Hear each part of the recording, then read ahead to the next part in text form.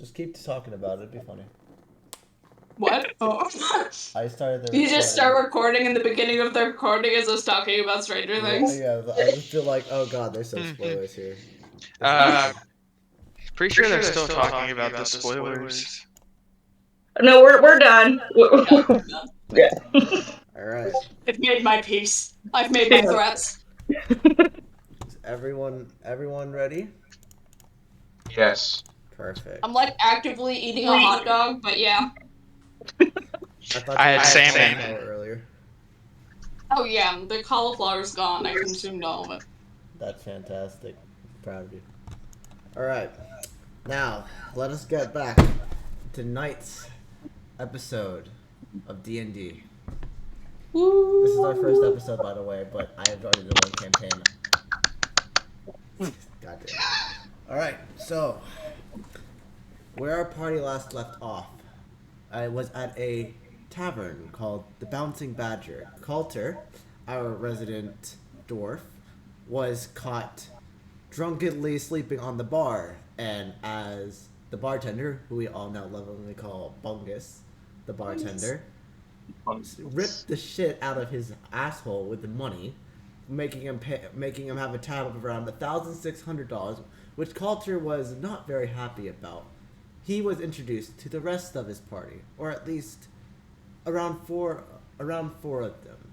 Selena, Cora, Greg, and Javier all entered the bar, boasting about wealth and success at the hands of defeating a demon goat in Shadow Rock Grove.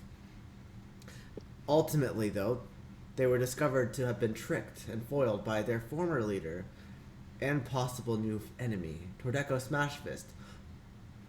And it was only discovered when one Warlock Holmes, having a different eye color than what they normally had, was caught having their bag in their hand. And when they found out that the gig was up and that instead all that was left in the bag was 10 gold pieces instead of the 3,000 they were given, the party decided to run for their lives, hoping to scrounge some sort of small sense of dignity that they had in front of Bungus the bartender. Unfortunately, news got quick, and standing in front of this party, before they even managed to leave the door, was their new daddy, Frank Allenby. Oh, open that. Okay, realistically, Frank Allenby, a furbolg of 7 foot tall stature, came and took care of the party and was strangely very in tune with all these characters. Knew a bit about their backstory, their history, their goals, and it freaked the party out enough to make them listen. Frank, sitting down with the party, talked with them all about their issues and their problems, and ultimately offered them a job. Unfortunately, not before Warlock Holmes decided to pass the fuck out because they failed their wisdom saving throw. And Coulter, being terrified of Frank, went back to his family to talk about his interesting day at work and to spend time with them. Before they went to sleep, Cora and Javier were able to not only impress and what's the term I'm thinking of? The one where they like just charm the bartender, but it charmed over around 24 different patrons in the town of Dongrass. And with that distraction, gave Selena Goodleaf, our resident rogue, the ability to go and sneak around and to steal some of this gold that was currently being put back into the bar. And one of those guests that they found out to have discovered was a man by the name of Blakely Darktusk. And when Frank and our party, and after these festivities and just counting up your gold and deciding how you decide to cut it, Frank Allenby left the tavern, and the party went to bed. Now, Warlock, you're sleeping in your room with whoever you decided to room with? Did you decide who you wanted to room Or with? whoever decided to haul my unconscious body around. I think we already agreed it was going to be Greg. Was it? Yes. Yeah, Did we? I think so. I Yeah, don't know. we agreed it was Greg. I'm I think it was unconscious. Greg. Yeah. You're welcome. Yeah. Yeah, it So, was Greg. All right. so Thank you. Thank you. Clearly. yes. So, as you're sleeping here, Greg is snoring and you are passed out. However, your mind doesn't have dreams. It just sits there and reminisces on the day, on what it could do better. But it's not just your voice in there. It's this, there's also this deep, dark, slightly more British, more melancholy voice in front of you. It's like it's a face, but you don't see one. Dear God. But you know this face well. And inside your head, as you're sitting here, you hear these words. You're weak, Warlock. You've been telling me this forever. Come on, get something new. You can't even stand up to me? Look at this Do I need to? fucking You're thing. dead. Even if I'm dead, I still live in you. All And right. you know that every single day I can take back control. You could, There is but so could a very persistent tapeworm. Damn. Oh, you hurt me so, Warlock. We used to be best pals, you and I. Is that what you're calling it then? All right. Well, Don't you What remember about the to good sleep old at night? days, Warlock? The days where we went out to revelry and excitement. We used to have people begging for their lives right in front of us. okay, you did. Most of the time. I mean, yes, sometimes. I mean, stuff happens and you get caught up in things. But, You're becoming you always soft. got a bit too uppity with it, I mean, like, The moment calm you down a saw little bit, beans and maybe. toast and soup, you fell instantly into trusting a furbolg. Of course. I'm Oh, sorry. friendship. How's soup? You need to grow stronger, Warlock. How am I supposed to be free if my vessel can't even stand up to itself? You talk about being free in some sense. All you are when you're free is literally an idea. Where would you go? I want you to tell me that. Where would you go? I would go to the heavens and challenge God as they have not let me live. And they have killed me. And they have not given me the evil strength I desire. God killed you? Really? No, buddy. I'm sorry to tell you, but you died in a mine shaft. I stabbed you. You talk about me being weak and such. Yeah, I get tired. I have a rough day. And yeah, from time to time, I need to tap out. It happens. But I still managed to kill you at the height of when you were out doing your weird supernatural crime business. What were you? You were trying to do so many things. You had your eggs all over the place. You needed to get it in a basket, and you couldn't. And you died. You paid for that, and now you're here. And I don't intend on letting you out. And it's letting. Warlock, I don't You can think have your fun. You can I be don't out. think you sometime. understand, Warlock. I'm not dead, 'cause I live in you. And at that moment, you wake up, snap out of it, and thankfully, you did not wake up Greg, 'cause God knows what would happen if you woke up Greg. But those last words hit you hard, because obviously everything you're saying is very truthful. He did die in a mine shaft. You did kill him. But how is he still alive? And you kind of do feel your sword. And you think, what if he isn't alive? What if he isn't dead? What if I am his vessel? But you snap out of it, obviously, because you know better. And you go back to lying down. Megalomaniac twit. Sorry? Megalomaniac twit. And you start insulting the shit out of James so that he puts you to bed. He lets you at least have some rest. Cyberbullies. Cyberbullies the shit out of your demon. Cyberbullies the bitch in your brain. Yeah, something like that. But eventually, the party all rises. Coulter, you wake up with your wife in bed, and you're just having, you know, a typical family bonding moment with your family. If you'd like to tell anything to them about what's going on. I mean, you already talked about your mission, but do you have any specifically that you like to say to them? You're mute. We can't hear you. Bro, homie. Homie, we can't hear you. Oh god, he's having a heartfelt moment.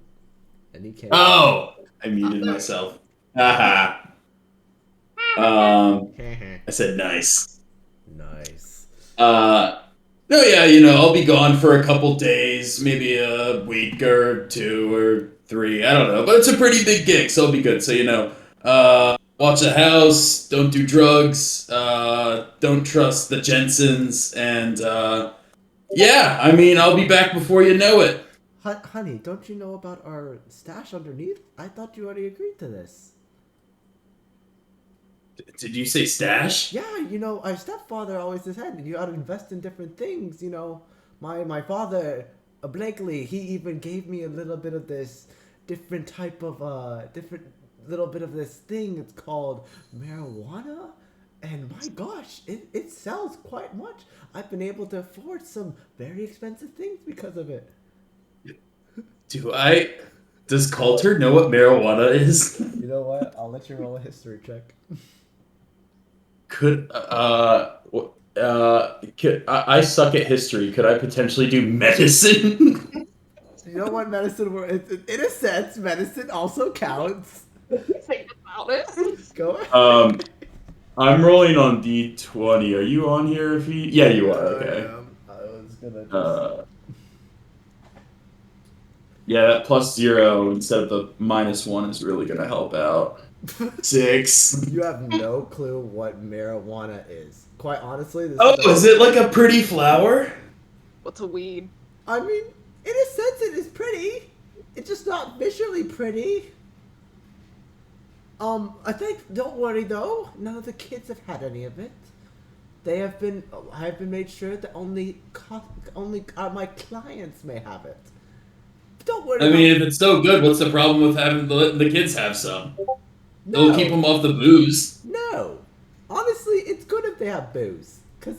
No. Anyway, honey, don't worry about it. I'll make sure to give you a cut of any of the funds since we are going in underneath your bed. Alright, have a lovely day, honey. Ta-ta. Ta-ta. So long. Au revoir.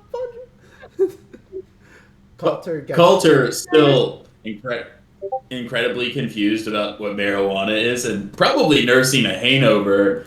He'll just kind of, you know, mosey on outside, give the wife a kiss, each child a pat on the head, and he'll get out of here before he gets a little bit more confused. And he'll start heading back somewhat begrudgingly to the tavern.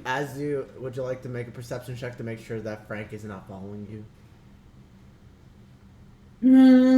Or are you accepting that? At this point, since I'm coming from my home, I wouldn't be sweating it. Okay, well, I would still like you to make a perception check to see if you could see anything else. Sure. You're not JPEG. Another 6. You do not see anything. You're kind of just...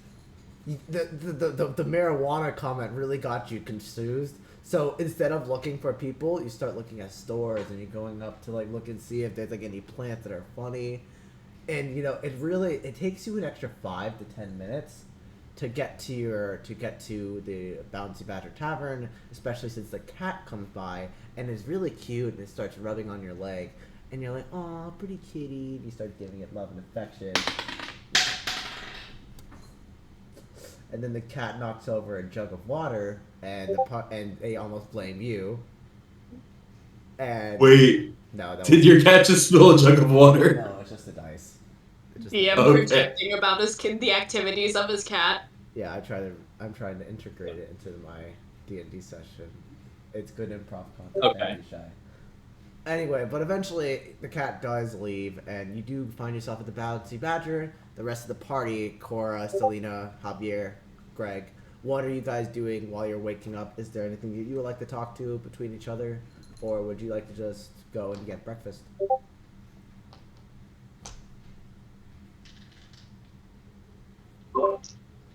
Food, please. So, okay, so Cora gets very... Just a little hungry. Sorry, guys. Cora quickly gets up out of bed and is like, food! And just starts running downstairs. And her tiefling tail knocking into the door and knocking over a dresser. Selena, who is obviously probably still asleep at this point, is like, Selena, are you waking up too and going down with Cora? Yep. And Selena follows in her stead, not as actively happy. Javier, you have the wonderful, you have the wonderful situation of rooming with Bungus. Bungus!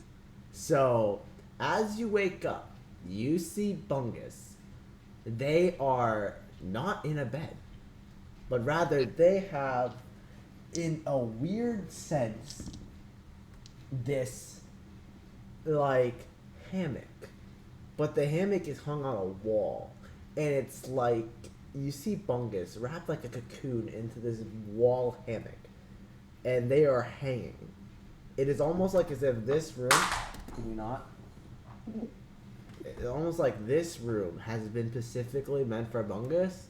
And you just happen to pick the, or Bungus has had a way of putting up their bed every time in the same place on the wall, and they are just sleeping like it's like they're standing.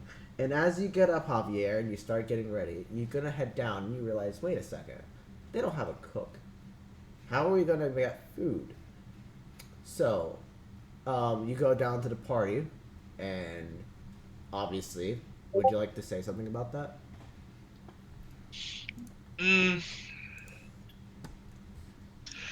Perhaps one of the people in the party can cook. Good luck with that. Come on, does no one know how to cook? My guy eats 2 things. 2. That's it. Well, I suppose I'll offer to cook then. Because if I have to go back up there to get Bingus, it's going to be mischief. Unfortunately, as Javier goes, oh, hold on. Javier, I want you to roll I want to say perception. What would you roll when you want to see if you can get access back to into the backstage of a tavern? Well, depending on who's around, probably like stealth. But if you're just looking to see if anybody's around and if Yeah, it's available to do so, then just perception. Yeah, just roll a perception check for me quickly. Alright, one D20. Yep. You can roll it on D20 or 13. Okay, 13. So you look and you can see, for someone that you can tell this bar is not run very well. There's barely any locks, but the one lock they have is unfortunately on the kitchen. For some reason, the kitchen has something that they would prefer, like the gold and everything where you think there would be locks on it is nothing, but there's also no gold there. And you see that there's a lock on the kitchen sink, on the kitchen door, and so there's could be 2 options at this point. Either you will have to go up and get Bingus and make sure that they cook for you, or I'll let you decide the second option. Alright. Is who's the rogue again? I am Selena. Selena? I'm just gonna I guess I'll call out for Selena. Selena! Oh I'm here, God. What do you want? Shy, stop. Sorry, go Are ahead. you hungry? I'm starving. I think there's food in here. Can you get through this lock? Who locked the kitchen door? Yeah. Well, let me try it. Can- We're soiling people, I'm calling it. hold on. Give me okay. You know, while you're going to Jimmy the Like my fucking face. God, my Shy, can you get off of the fucking thing? I'm trying to play D&D. Sorry, your camera's just stuck in this vaguely terrified grin, and I'm loving it. My fucking. You know they say pets are often a reflection of the owner.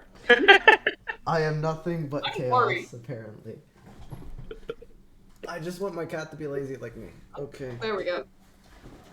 Finally, fucking sakes. Alright. So you are going to try and do you have thieves tools on you by any chance? You should. Hang on, let me read the one. Yep, I do. Alright, so I think with thieves tools they get to roll lockpicking with advantage, which would just be their dexterity and proficiency modifier. Just a reminder. Oh god. Right? They have to roll when they want to lockpick, they have to roll dexterity check with. I think it's for lockpicking you use sleight of hand, but I might. Does it say by any chance on what you can do for your thieves tools? Because I can look.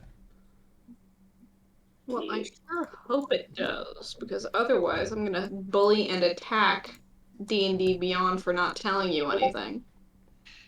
Oh yeah, I forgot. Selena has not done her D&D Beyond, so I can't look for her. Other clown. Let me look up thieves tools uses. Did I not finish this thing? Because it. Oh, I I have Xanathar's guide literally right in front of me. Fucking. Maybe I'm helpful. What did you do now? Am I helpful? Yeah, please, by all means, just help me. Just help out, because my cat is. Just... You're looking for uses of thieves' tools? Yeah, I'm trying to see what they have to roll for thieves' tools. Oh, probably sleight of hand. Yeah, sleight of hand, but if they have anything extra, well, sleight of hand will just be dexterity. The sleight of hand is a dex-based stat that they may or may not be proficient in. Are you proficient in sleight of hand, Cora? Sorry, Selena. Well, you could also be proficient in thieves' tools. I am proficient in these tools. Ooh, okay. So you add your proficiency bonus to that. So roll a sleight of hand and add your proficiency modifier to that too. And if you have sleight of hand an extra plus, you'll add that too. Okay. And that'll just be a d20. You said plus dexterity? It's Or sleight of hand and then your proficiency modifier, which should. Oh, be... gotcha. That'll be 17. Ooh, okay. So you start picking the lock, and it's not a very hard lock. So within like a couple of seconds, you ping, and it's like, and it just unlocks, and you're able to go in and start cooking. Who is going to be starting to cook today? Real quick, if at any point next session, because I have to find my lockpicking set, I can give a demonstration of lockpicking, because I've been doing it for quite a while and I enjoy it. Cool. Like in real life? Yes, like actually, like literally That's cool. with tools. Remember, you have to use 2 tools. If you see someone on TV using a single piece of metal to pick a lock, they are lying to you. No, that's not how you do it. You need 2 tools because you need something to apply tension, and it makes sure that all the pins in the lock stay up, and when you push it down and turn it in the right direction, and you use your other tool to actually push up the pins and undo the lock. You have to have a tension thing and an actual, like, picky bit. I've watched Lockpicking Lawyer. I know what's up. Exactly. You've watched Lockpicking Lawyer. You know what's up. You got it. I literally watched him too much and bought my own lockpicking set, and All right. I can't just. Thank you for that. Very. It's great. Yes, thank you. All right. That's like a supplemental thing of what you can do with these tools, but it is canon. Yeah. Yeah. Well, don't worry. She knocked out the DC for this set, so you don't make a lot of noise as well. So as you enter, who is going to be heading this kitchen thing? Is there anyone wanting to assist as well? Whoever's going to be cooking, is there anyone who'd like to assist helping out this cooking? Coulter, at this point, you will walk into the bar, seeing the party just picking the lock of this kitchen. You're just like, Breaking. So they're trying to pick a lock to a door to get into the kitchen. yes. Do I see not Bilbo, not Bungus. Bungus? Do you want to roll a perception check? Yeah. Go roll a perception check. That's 0, right? I'm so freaking receptive. 10. No, you do not see Bungus. You do see Warlock. You see Javier. You see Greg. You see all the party. You don't see Frank, which is kind of concerning because he said you're a little. You're on time. He's not there. But besides the point, you walk in. You see people just now starting to open the door to get into the kitchen. Okay.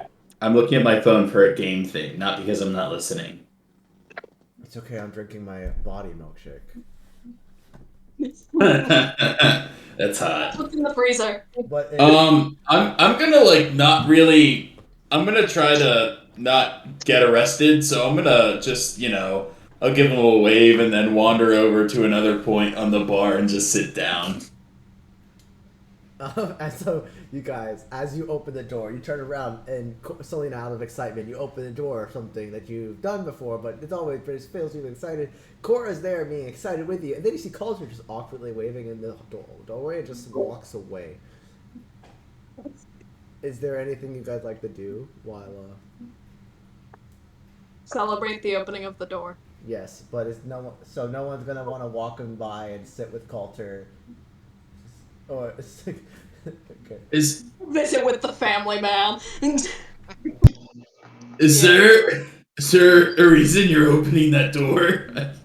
It's a locked door, and Is it's this locked? Is the kitchen? I'm hungry. Oh, that's why you're doing it? Oh. What time is it? It's okay. So none of you guys are really proficient with knowing what time it is, but Coulter, you wake up around every day at like 8:30 o'clock. You woke up before these guys. They woke up around like.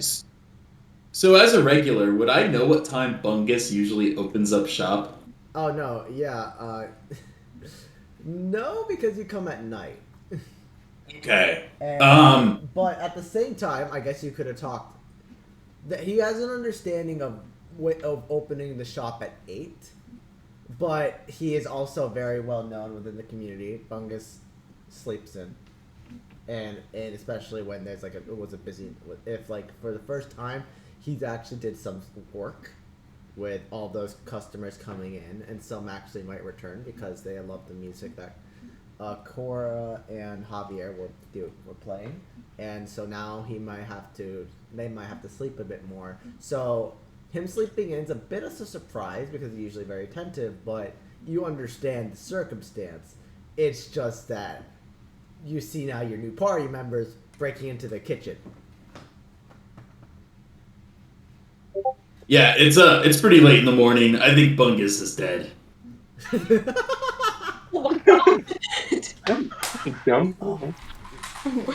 Are you gonna do anything about it?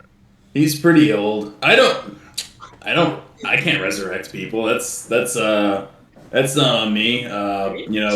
He was a kind gnome. I mean, I'll say it anyways. So yeah, I mean, if you're gonna go get some breakfast, it's probably what he'd want. All right. Well, in that case, so who? So remind me, who said they wanted to cook breakfast? I will. And is anyone wanting to aid Javier with this? I guess I will. All right. I'm a happy food is everything. Javier, And you see, I want you to roll a d20 for me. No modifier. Oh. who's rolling? Javier. And if you want, Cora can aid you for some reason. I don't know. You roll an advantage. All right. Has to be loaded. Ah, Jesus. Hold on a second. You can do it. You can just do it like by hand if you want to. You don't have to do it always on d20. Roll 20.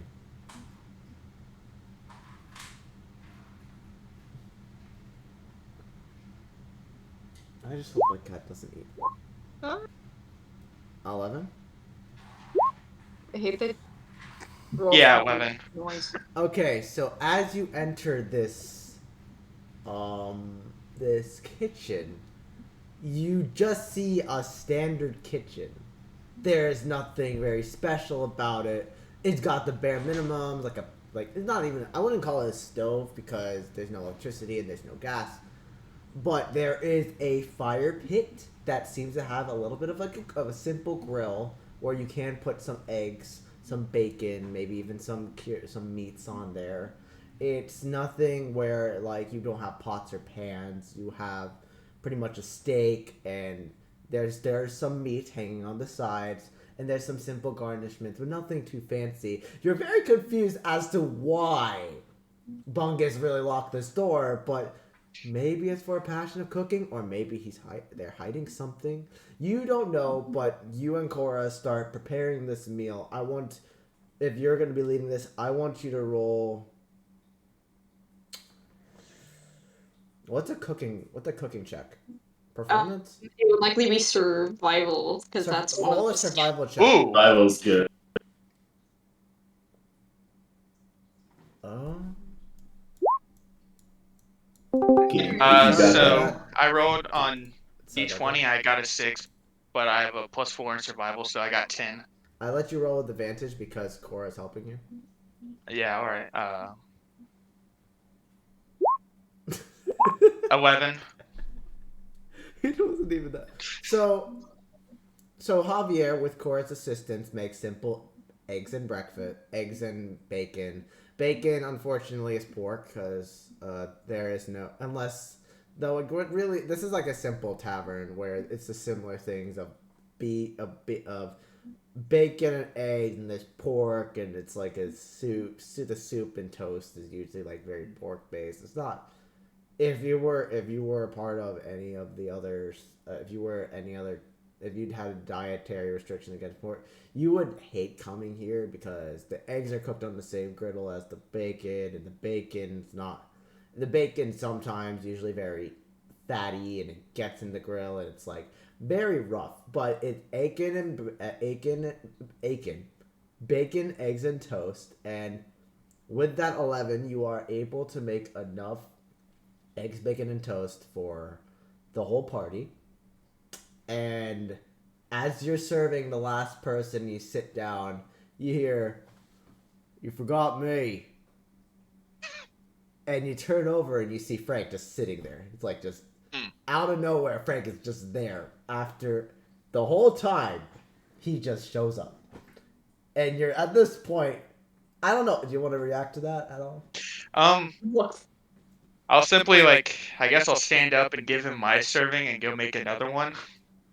No, it's fine. I was just fucking with you. And he snaps his hand, and in his hand is this little bead. It's like a pearl. It looks like tapioca, but it's like it's slightly bigger. And he just puts it in his mouth, and he chews it, and he swallows, and he's like, "Oh, it's a nice flavor there."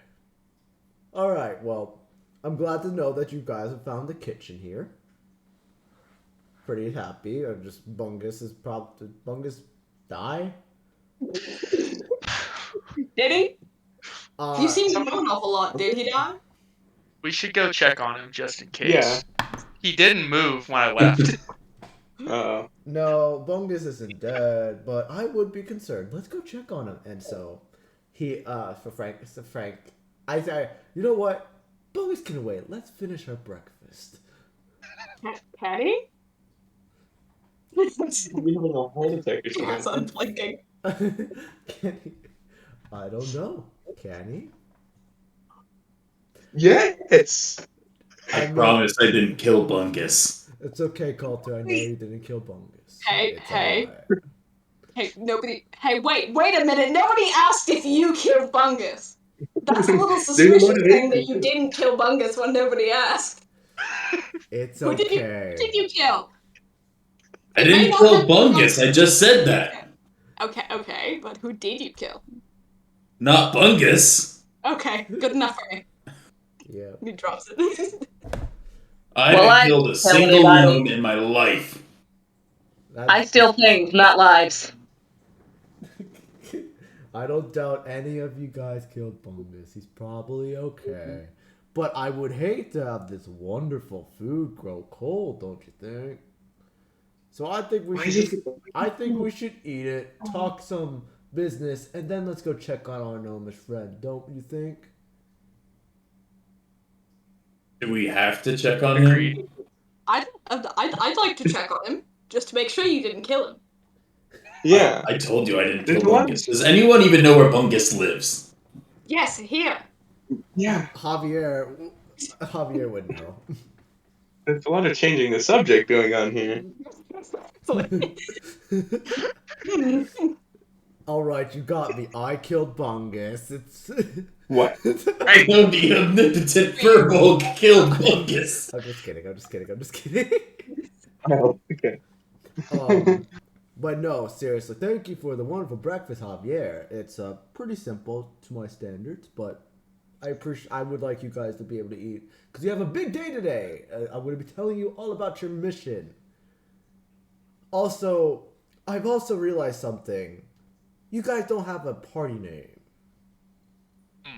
You know, you're a bunch of individuals. You know, the Coulter, the dwarf that really wants to impress his family. There's Warlock, who's Info dumping here. ultimately possessed. There's Greg, who's terrified of me because I'm taller than him. There's Javier, who is really a street kid that I would not want to fight. And then there's Cora and Selena, who are best friends, who are from a really far town away from here. But you guys don't have a team name. Like it's Coming up you with guys are. names. I want you guys to be. Hey, people from nowhere.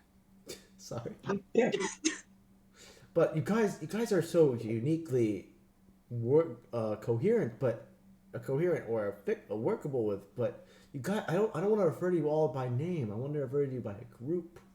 I want you guys to be. We are this team, and we are dangerous adventurers that go off and kill evil things or be evil things, whatever you guys would like to do. But ultimately, you guys don't have a team name. And I'm sick and tired of naming you all by name. And I would like you guys to, first order of business today, I want you guys to make a team name. Something cool, something clever, maybe something even funny. Whatever you guys would like. I'm going to be here staring at the wall. I'll give you 5 minutes. Furbolg fuckers. That's a funny What? one. I endorse that idea, yes. But what, in theory, do we all have in common? Being alive. Oh, We like wait. money. That is true. Oh, I was I thinking think Team the same. Red would be the We best. are all alive here, yes. We all have a pulse. We all have a pulse. I hope We so. are all alive, so alive people. That's a good one. Yes. We're The all alive. Alivers. Yes, yes. Please try I to love feel having a alive. heartbeat, yes. It does Money? that every once in a while.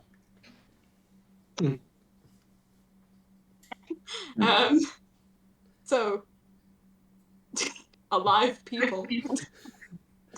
That's too I love simple. breathing. I want something. What? We're Alive People sounds like like a band that I used to love, and then they got canceled because their lead singer doesn't know how to not be racist. Dear God. Okay. That's a lot of bands. Yeah. Pick something a little more specific. Specific? Like you all are a bunch of adventurers. I have an idea. Go ahead, What? Greg. Chattering capybaras. What? I enjoy large rodents. That's a great That's thing. good. Yeah. Large rodents, lovely, wonderful. Chat and we do talk a lot. But Mhm. are you guys capybaras? Oh, absolutely.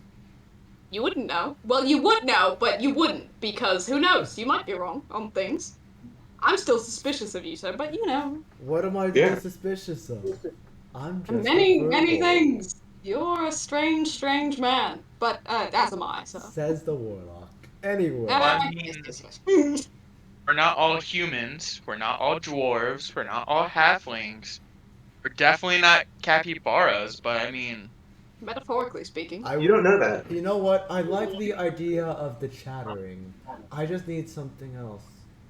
Maybe just the chattering, or would you like to add something to that? Cheddar. Chatter. That sounds like a- Such a fun name. What's the name of the bar we're in again? The bouncy badger. Let's call ourselves the Bouncing Badger Gang. No, that's copyright infringing. Yeah. Chattering Badger. Chattering Oh, yeah, Badger. right. The chattering Fungus. badger. Battling badger. Battling. We also do that a lot.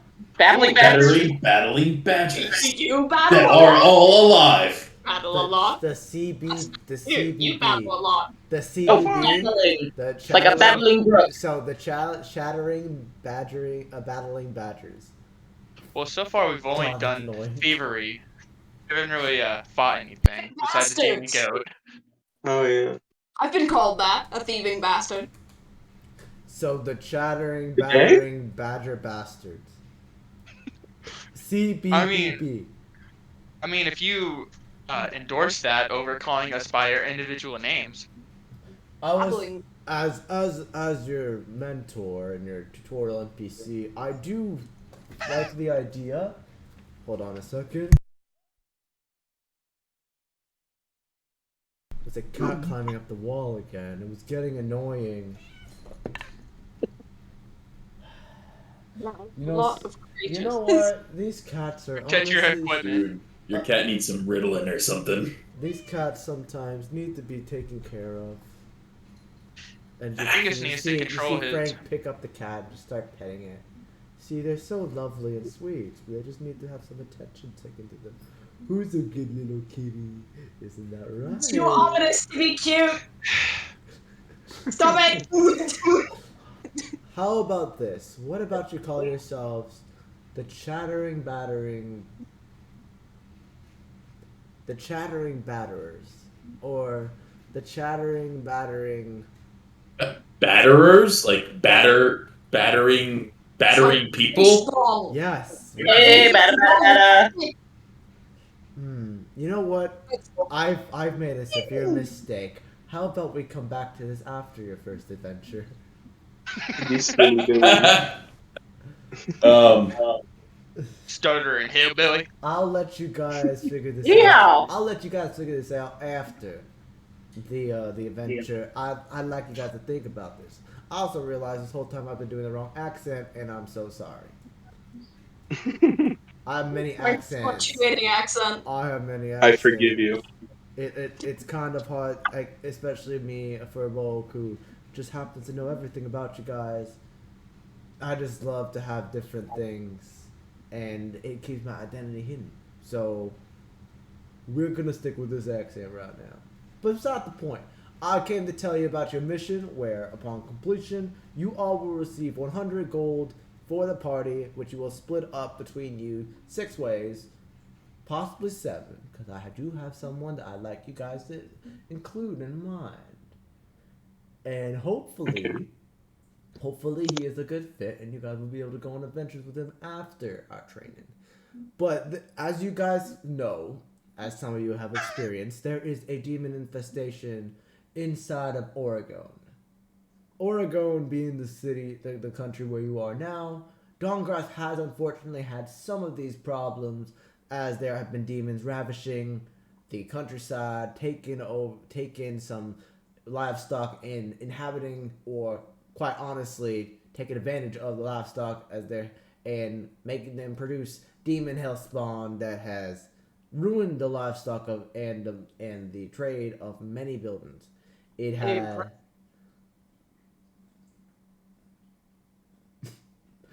Beside the point. This has met Dawngrass to start losing a lot of customers, and there have been a lot of sickly people that are needing help because of the lack of food and water that these demons are taking away from us. Your job is to go across Oregon and find these portals, or find out who is summoning these demons into the world, and to put them down and to stop the infestation, so that Oregon and Dawngrass can go back to prospering to their lovely universally culture itself. And as I said, once you complete this will be 100 gold for all of you. That you will split among you 6 to 7 ways, if you'd like to include the 7th person. And Nah, I'm okay. well, You're already deciding that. You know what? you know what, do it. Coulter? How about you meet him first? How about you meet him first, and then you will see, okay? Oh God, fuck me, excuse me. But All right. Let's give him a chance. Yes. What we're gonna do today is I will take you guys to his tower, and we will have a talk with him. You will introduce yourselves, and hopefully he likes you enough to bring you along. So he gets up very abruptly. Let us go, and he starts walking towards the door. And he opens the door and he gestures towards you guys. Ooh, Come on. already? Wait, Bungus, I still need to figure out if you killed him or not. At this Because point, you saying you didn't, but you know. at this point, you see Bungus walking down the stairs, like. It could still be dead. Oh, good. You're all still here. I guess I have some business. By the way, those fucking. Oh, no, wait. You paid for them already. Who cooking cares? I'm gonna go make you guys breakfast. Wait a minute. At this point, they see the locked door. Are you guys running? What's the door? Why did you leave this unlocked? No. We burned into his kitchen. I'm sorry, what? What did you say to me, Coulter? You fucking stain on my life. There's a bunch of kids running around in here. We just chased them off for you. You should really probably pay us back or something. Roll a deception check.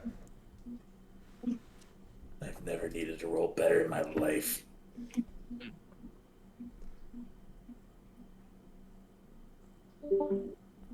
Oh. It's okay. 7. Can I assist? You know what? How do you assist? How do I assist?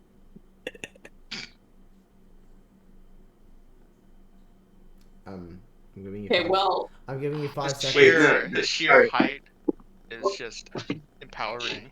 That's an intimidation. I want deception. The lock, was it like a padlock? It was like. Like I had it in my hand? Yeah, no, you I have don't. no idea. Okay. Can I help with that and be like, hey, look, the kids like broke open your padlock, man. Okay, you know what? Yeah, cause, Cora saved your ass. Roll with advantage, Coulter. Oh boy. Just Oh boy, here we go. 22. Nice. Those fucking kids.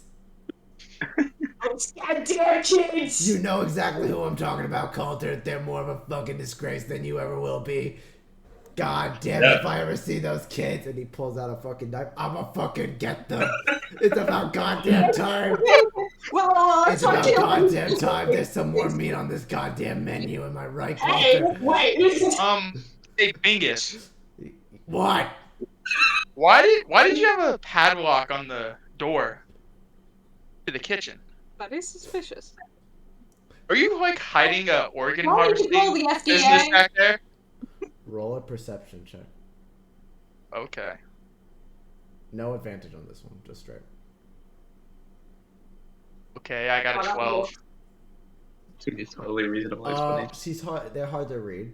That doesn't seem to be anything about it, but they say back, I like cooking, and these little fucking kids, for some reason, just will always run through my store, and they get in when I'm cooking, especially at night. You don't know what type of fucking thing these kids do in the middle of the night. And God, I've had to clean up their messes, and it is not fun. Let me tell you. Have you ever heard of the term Among Us? I'm quite proficient in it, actually. You disgrace me even more than I ever known. Sounds a little sus. Get the fuck out of my store. I gotta clean up. We don't have our plates and the stuff from Get the breakfast fuck out still of my- like sitting out, do we? Oh no, you do, cause they just stood up. So Frank stood up, and as soon as Warlock pronounced this, Bungus walks down. It's like, get the fuck out of my store. Thank you for cooking your own meals. I'll let Frank take care of that. He's like, Yeah, I guess I'll take care of it. It's fine. I mean, they did cook themselves. Something you couldn't do. Something you couldn't fucking do, Bungus. It's like, shut the fuck up, Frank. If that's your real name, you fucking piece of shit. Looks looking at Frank. At this Something point, happened to Bingus. Bingus Also- is cranky. You can. I'll see Bingus is cranky. They're just like they got broken into. They are not happy. It's like, I guess I gotta now put 2 locks on this door. Is this lock still salvageable? Yeah, I guess it will. It's like you can see it clicking and it's not clicking back in. Cora, alright, Selena, when you did the lock, you did not do it to the point where it will work again. It is kind of jammed.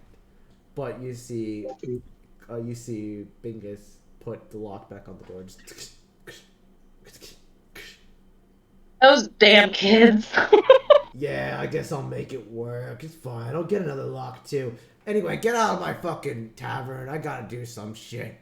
And he just goes back to like taking care of the lock and making sure it's fine and just start cooking because they're expecting more customers, which may never come. We don't know. All right. So Frank now is leading you guys by the hand outside a little bit of Dawngrass. He is going out of the outside of the Bounty Badger and walking towards the water. Actually, you know what? I've been trying to keep this a secret from you guys, but I think it's about time I show you. Ooh.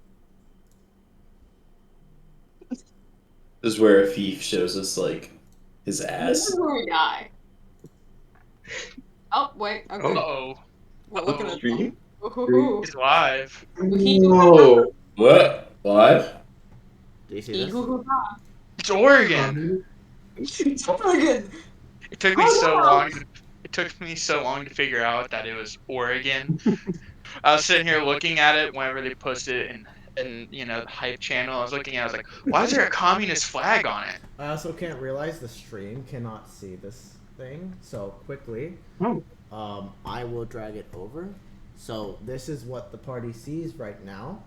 You are all currently in the city of Dawngrass in the country of Oregon, not Oregon. You fucks. Oregon. And we're going to say, for brevity's sake, that the Bounty Badger is this blue house right here. Coulter's house would be a little bit smaller, possibly along like this area right here. Yo, don't dox me, bro.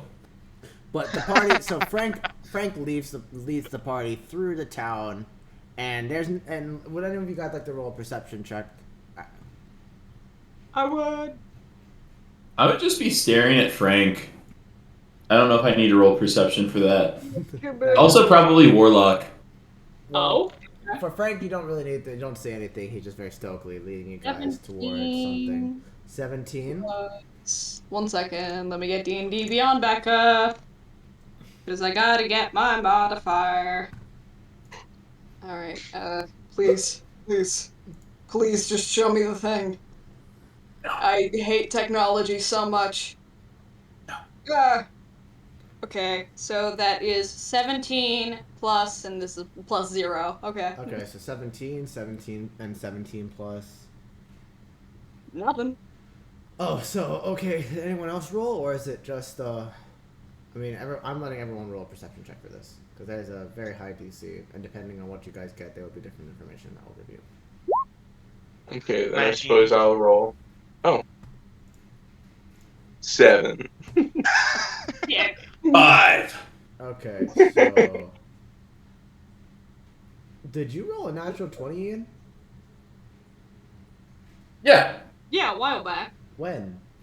that was for deception. Oh, why did you say natural 20? Because it's you can't crit an ability check. I mean, it's still a natural 20. That's like. Okay, but sometimes, hear me out, it's funny. It's Okay. really funny to quit a ability check. A lot of Okay. stuff in D&D can be Besides just the like, point. it's funny. It's a good thing because like 22, I would have. That was you passed the DC, but it was like I would have been like now Bingus has absolutely full for the first time in their fucking miserable gnomish life. They have full faith in someone that they didn't break in.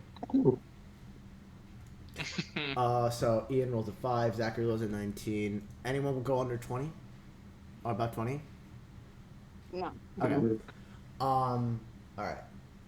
So, as you guys are walking around the tavern, walking through the town of Dawngrass, you guys see different things in the world. You see a blacksmith smithing away at tools, and there's obviously a wide array of weaponry. You see a general convenience store, which Frank is like, oh yes, this convenience store is one of my favorite convenience stores to go to. It's quite a convenience, if you know what I mean.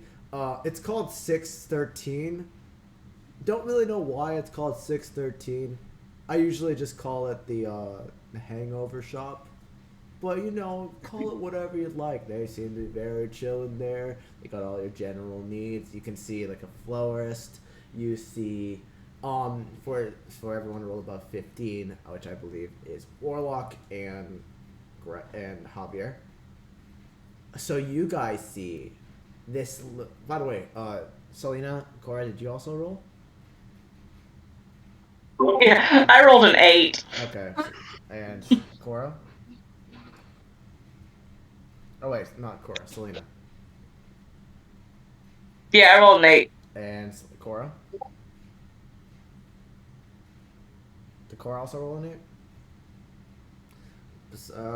Well... We rolling, boys. Yeah. So you guys see this small, tiny store. And no one's passing by it, but you can see someone walk in and then walk out, and they are bewildered. They're just like, whoa. And they seem to have something on them that's like, it's... Does anyone have detect magic? Ooh, I do! And I do it at will, because I'm a weird little man. Is that your cantrip? It's technically a level, hold on.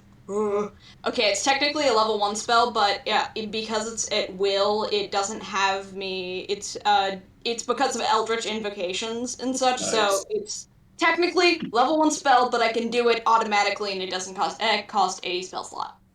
Alright, well, Nice. so you immediately go and see the spell. Do you want to cast detect magic at all? Yes. It's within 30 feet of you, right? Yes. So you guys get close enough to this small shack, and Warlock, as you cast detect magic, you immediately see blip on this guy.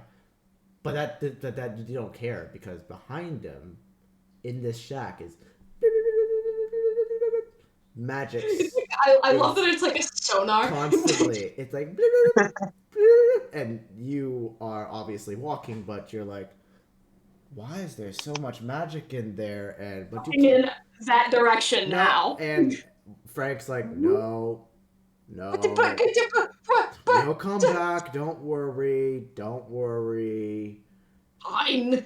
And Greg and Javier, you don't see the magic store because you don't have anything, but you do see a little bit of like a music area somewhere where like people go and play music.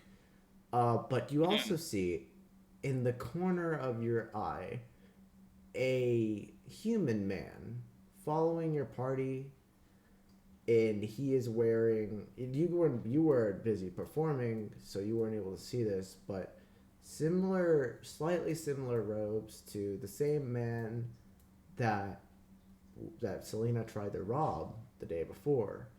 Except this time it's not purple, it's white.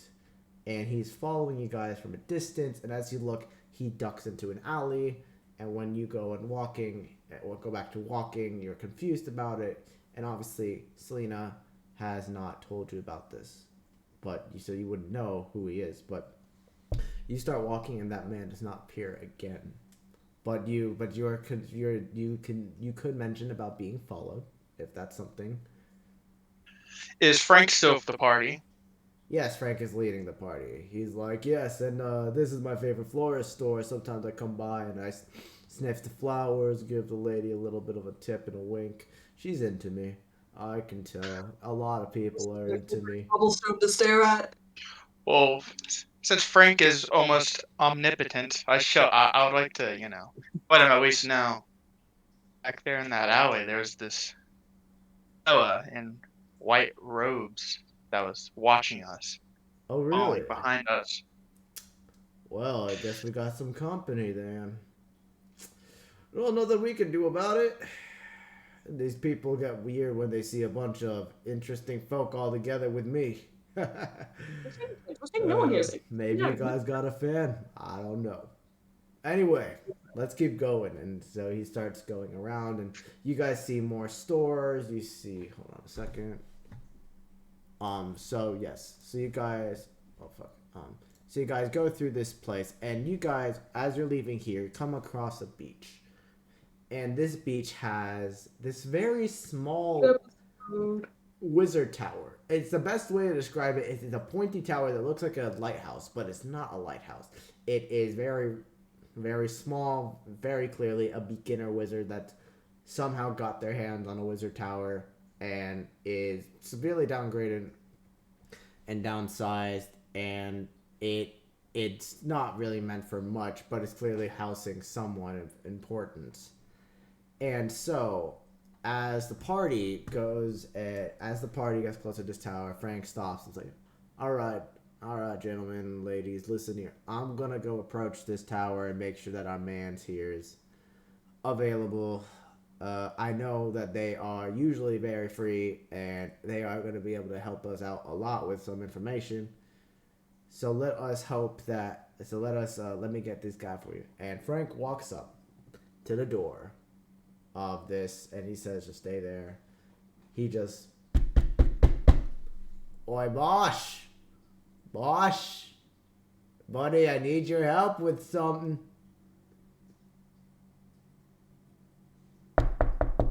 Bosh? Oh, Bosh. okay. Oh my god. I see. All right, then. I'll come back tomorrow. Frank heads back. So it seems like Bosch is a bit busy today. He was, he didn't seem very. He seemed like he was in the middle of something. So I guess the mission doesn't start today. I'll be honest, I'm kind of stumped. I was kind of hoping for you guys to get on your way today. It kind of sounded like he was dying. Do you think we should go in there and help no, out? He's fine. It's Bosh. He's a silly cracker. He's fine. He's okay. All right. Well, listen. There is still something you can do today. You can still go into town because there have been attacks on the town. You can go and ask for information, and you can start preparing for your travel tomorrow. As I said, 613, fantastic general store. They have all your traveling needs to be able to travel for long periods of time. And I mean, I don't really have any other plans for y'all, but I would suggest for your homework or for your preparation is to go and make sure that you guys do whatever you guys like to do. If you guys don't want to do anything, that's your funeral. But I'm trusting you to prove to me that you guys know how to do this, to be an adventuring party. Outside of this DM, I will obviously be helping out with like giving you guys ideas of like what you guys may need. But if you guys anything would like to want to do, I will help out with what you need to do. But beside the point, I will be leading you back to Dawngrass. I will obviously also be hanging out around Dawngrass. But if you find me, by all means, I'll be able to show you some interesting places. Don't be a stranger. Just come by to me. You guys have been very helpful. But yeah, and so, Frank, and so you guys obviously upset that you guys couldn't see Bosch and this new guy and had to wait a day. You guys go back to Dawngrass, and now the day is yours. You can do whatever you'd like today. You can go and talk to the townspeople, ask them some information about the demon infestations. You can go to the black. You can go buy some things. What would you guys like to do? James, do you have investigation? I just so happen to have let me look. What's investigation? I have a +2 modifier in it. but I think that if we're investigating anything magic, with detect magic, this may be a funky, useful thing I can do. Which, speaking of which, I am going to go and investigate all the Blippy bits. Oh, by the way, I did want to say something. Since you guys are buying gold, can I check you? Can I just make sure that are you guys sure you have enough gold in your pouches? At this point, I would like you guys to tell me your gold. How much gold you have? Anything I can't afford, I can haggle. That's a lie. I can't actually. Ha! Just tell me your gold amounts.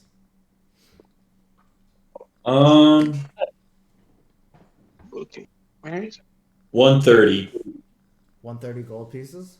Paladins What get a lot. I have What the nothing. hell? I have 40. Did y'all pick your like class default gold roll or whatever? No, I didn't. I have no gold. Well, okay. Technically, I should have two, but it didn't. Oh. So Well, let's just say you have no gold because it'd be funnier that way.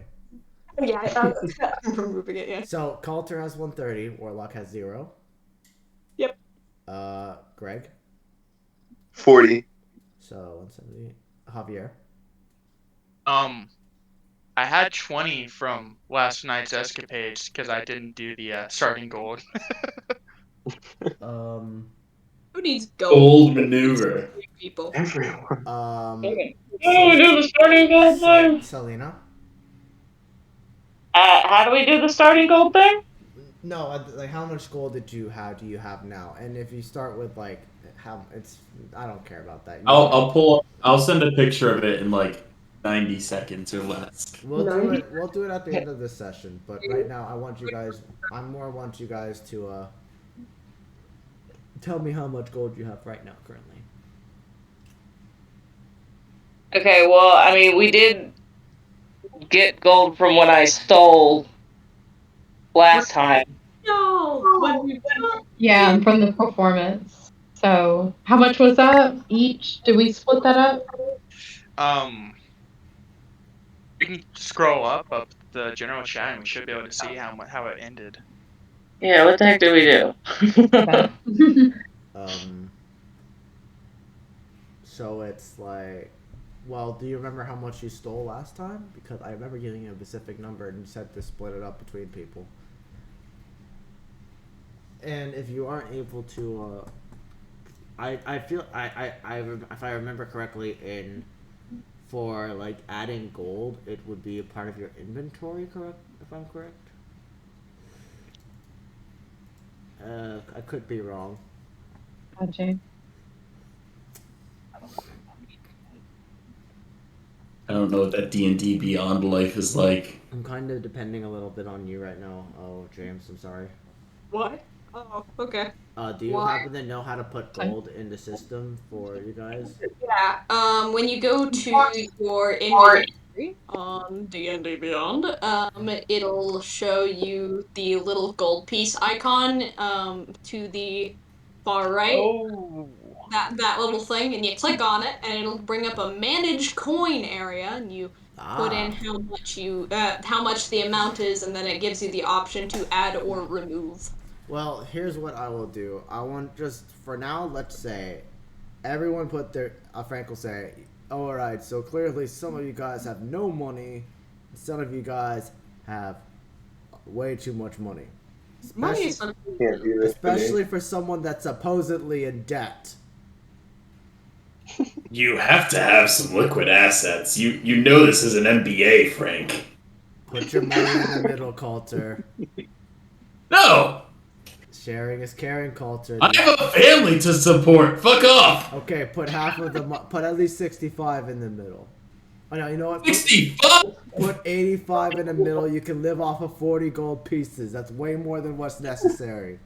What was the real life exchange rate? $100 for one piece of gold? Yes. Yeah, just about. So you're actually asking him to put like Way too. 40, Right now, I can't hand it off. 4,600 or something like that in? Don't fight Frank. He will kill you. I've known these people for a day. And these people will save your lives, Coulter. I've already seen it. You don't speak for me on that.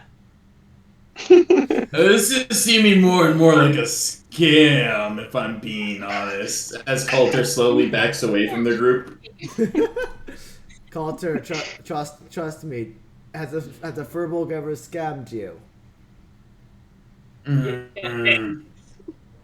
No, but I don't see race, Frank. Fair No point. inclusive man. Fair I point. This see. is Dawngrass. We don't discriminate. Anyway, besides the point, I want to make sure that everyone has even share, because some people here did not participate in the escapades of last night. What are we, communists? Jesus. I think. What happened last night? Would What someone like to say? We performed and we robbed people. Danced. people without me? Coulter, Tried to hearing rob that they you. want his money and they're robbing people, is taking an extra couple steps back. Wait, Okay, y'all, I found my notes on the money we got. you Alright. tried to. So, Cora and Javier both got 20 gold from the performance, plus from me stealing from the bartender. And I got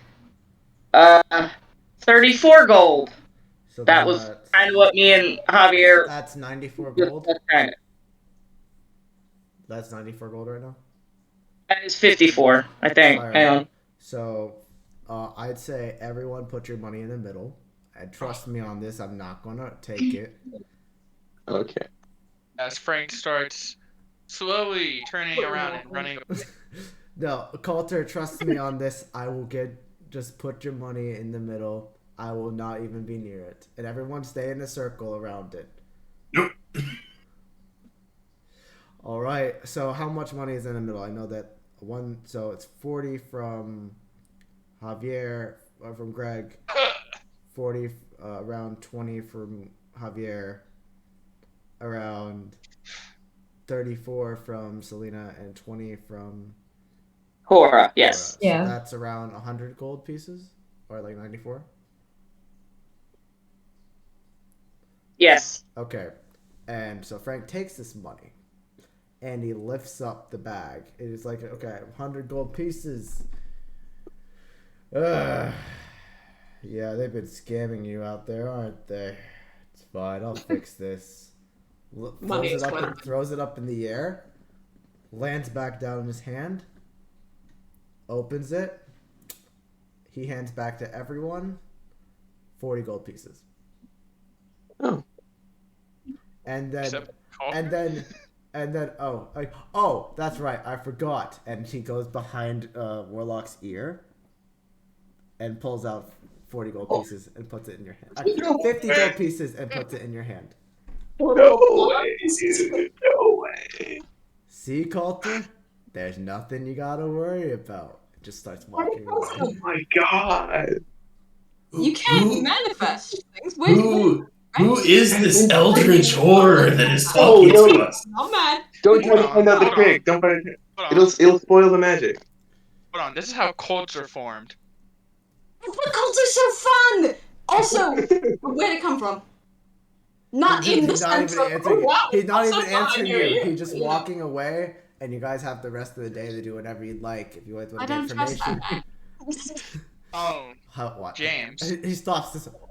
Man? Man. Yes. Humanoid. Thank you. It just keeps walking. You know, you take the little middle bit.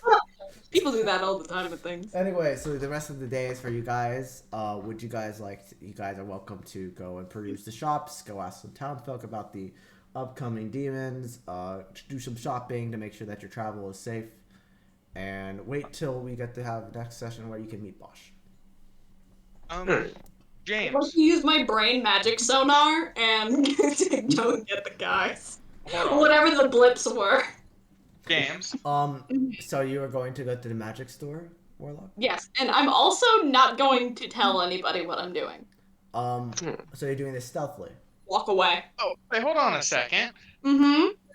James, can we go investigate that guy who was following us? Someone was following us? Wait, what? I told Frank about it. Do you think Frank tells me things? I'm still I'm still wondering if Frank is some sort of evil devil / demon / hag. No, Frank is just Frank. Maybe just like he's that. the demon. No, he's just like that. But I was hoping we could go investigate the alley where I last saw him and see if we can at least pick up a trace of who it was. All I'm right. intrigued. So I'm if interested. that's so, is so everyone's gonna go and look and follow Greg's hunch that there's someone. Okay. Javier. So you guys go back to this Yeah. Javier. That is Javier. Sorry, Javier. It's hard to tell sometimes. I know Greg is great, but he doesn't know everything. Greg was very Greg was very silent, so I assumed that he just did not want to speak out of turn. No. But okay, so everyone follows Javier, and they go to this alley, and so, you're at the alley now. All right. Yeah. What we got, Chief? Right. What's in this alley? Tell us. Paint us a word picture. Oh, so okay, so you guys. I like your words, Magic Man. All I right. don't any words, Magic Man. All right, so you guys are investigating the alley. Yes. All right, and Yeah. so James, you're gonna be the one I think helming this since you said you have a +2. Yeah, but I would also like to use silly, goofy detect magic to see if there's any business going on. I Okay. really love that. That's just an ability I have. I'll say with your detect magic thing, you roll, go straight roll, and if someone wants to assist, I'll give you super advantage. I love my dice box. All right. I'll give you super advantage if someone wants to aid him. What is super advantage? You roll 3 times and you pick the biggest one out Alright, of all so 3. first roll is a 9, Nice. and did you say advantage with the detect magic? Or? Yeah, and if someone wants to aid, they'll get super advantage. I'll aid. +2, so that's an unnatural 20. Fuck, I didn't think about Get that. in. Get in. You can hide nothing from Warlock Holmes. Okay, so with your detect magic and natural 20, you don't find any magic sense, but with your natural 20, you do see this. There are footprints that lead to the back of the store that were tried to be like kind of brushed up upon by a human hand. And you can see that this person realized halfway through they were trying to cover their tracks and may not be shown. And you see there's a parts where this like cloth was getting scraped, and they did not really, but it was like the edges. And you're following this trail, and it goes behind this building. It goes to this store, and the door is locked, but you don't see a padlock. Instead, all you see is this white cloth, muddied and dirty, that was ripped. It shows a little bit of a black embroidery on the edge, but not enough to actually show a design. But it looks like clearly that this was ripped as the man was running away, and just ripped his robe. And so now you have this dirtied piece of white robe that is covered in blood. It is not magical. Ah. As an admirer of the grubby ceremonial aesthetic, I'd like to know who that belongs to. See where they bought that cloak. And I just like, I'd like to try to get in the door. The door there's no handle on the door. No handle on the door. Yeah. Okay, So it looks like a dead end, and side of the shop then. Let's go. I say nothing. so you just go. After just so like you go trying the into- door with no knob, I just start walking around. So you go into the actual store. Yes. I'd like for me and Greg to try to break down the door. All right, roll a strength. Okay. Roll a strength check with advantage. Both of us? Yeah. No, one of you. Right. Oh. One of you with advantage, or both of you? Straight roll. I think Greg should roll this because he has a higher strength. He has a strength. Modify. Yeah. Okay, cool. 8. Did you roll it twice? Oh, wait. With a +5. That's 13. Or was Okay. it with that with advantage? Yes, you have 2 dice rolls. Oh, Pick the okay. higher one. Yeah. Hold on then. 15. +5. 20 with advantage. Ooh. Ooh. So You have +5 strength. Yeah, yeah, it's crazy. It's a dragonborn monk. Absolute beef. Wait. Boy. Beef Um, life. so you okay.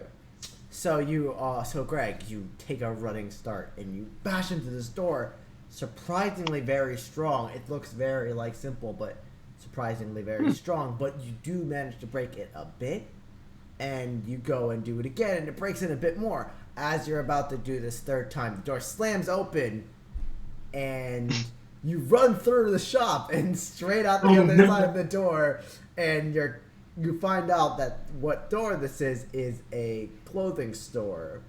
Its name is the Loose Needle, Mm. and That's a fun name. and this door opens and you rush through and you come out and you're in a completely different outfit. You're like, for some reason, your dragonborn monk clothes are now red, and it's a button-down shirt, and your pants are really short and it's really ripped compared to your absolutely massive glutes, and you have this bandana on your head, and you're like, this is completely shitty style. And you just look around and you just see who opens the door. This half-elf woman in her mid-40s. She is looking at, and she doesn't have any tattoos, but she has kind of like really nice embroidery on her arms, some jewels. There's piercings in her ear. She has like blondish like blue hair that like blue on the tips that kind of turn into a blonde, and her eyebrows are like a nice. It's a weird because you could tell that she dyed her hair, but her eyebrows and her eyebrows are still her natural color of brown, and she's around like 5'9" for an elf. A half elf, it's kind of short, but you see her just. What the fuck did you do to my store? Oh no. Did you say it was a 40-year-old elf? For mid-40s. Mid-40s. Half elf or elf? Half elf. How's their age different to normal? They're like humans, but they last longer, I think. I was gonna Elf say, like, a 40-year-old and elf is still a child. Elves. Half-elves are just extended humans with slightly pointy ears. Mm-hmm. Yeah. That's a good way to say it. Half elves, they grow according to humans, but they live longer. But like for like half elf standards, this is someone in their like 20s, 25s. The old stage just lasts longer. Yeah. Question: Did she see Javier outside the door? Yeah. No, she looks like. What the fuck did you do to my store? Looks inside. Did you tell him to do this? Did you tell him to do this to my store? Look at all this wonderful clothing that he's destroyed with his drag. Oh, Lady! Standing outside, just standing outside like the front window. Miss, calm down. Oh my god. I now turn around and I'm going to run away at max speed. No, sir, come back. No. No, I'm so sorry. You're so sexy. Oh my god. This is entrapment. And so, she comes. So Greg, you standing about to run. She's like, no, stop, and you just have to. You're compelled to stay Javier there. was going to run. Simply Javier compelled. runs. Okay, she doesn't even pay attention to you. No? She is focused. She is focused completely on Greg. Greg in this outfit. She comes up to you and it's like putting your hands on your biceps. Like, oh my god, you have such insanely huge biceps. I've never seen a dragonborn such strong as you. Tell me, what is your name, good sir? Greg. He's in the door. Like, Oh, Greg! Wow! It's so nice to meet you, Greg. I'm Esmeralda. I'm so sorry I got upset with you. You are welcome to run through my store anytime. Maybe one day you'll run through. Maybe not. maybe not. D&D, the best way to flirt with your friends. Hands off the merchandise, honey. Okay, so she's like touching you and everything, and so Selena, you want to step in? Please. It's like I'm Esmeralda. I never knew you Inside can the run. door, Oh. like very confused. It's like, well, I wish that a striking man such as yourself came through my store all the time. It just starts like playing with their hair, and she's like, No, space is a thing. I'm, Also, so is public decency. I'm sorry, miss. Did your store get run into? Didn't think so. Now walk away. Walk away. Anyway, what are you doing later? And I walk out the door. What are you doing? I'm going to cast thaumaturgy and create the sound of burning clothing in another part of the store. Roll a what's a distraction?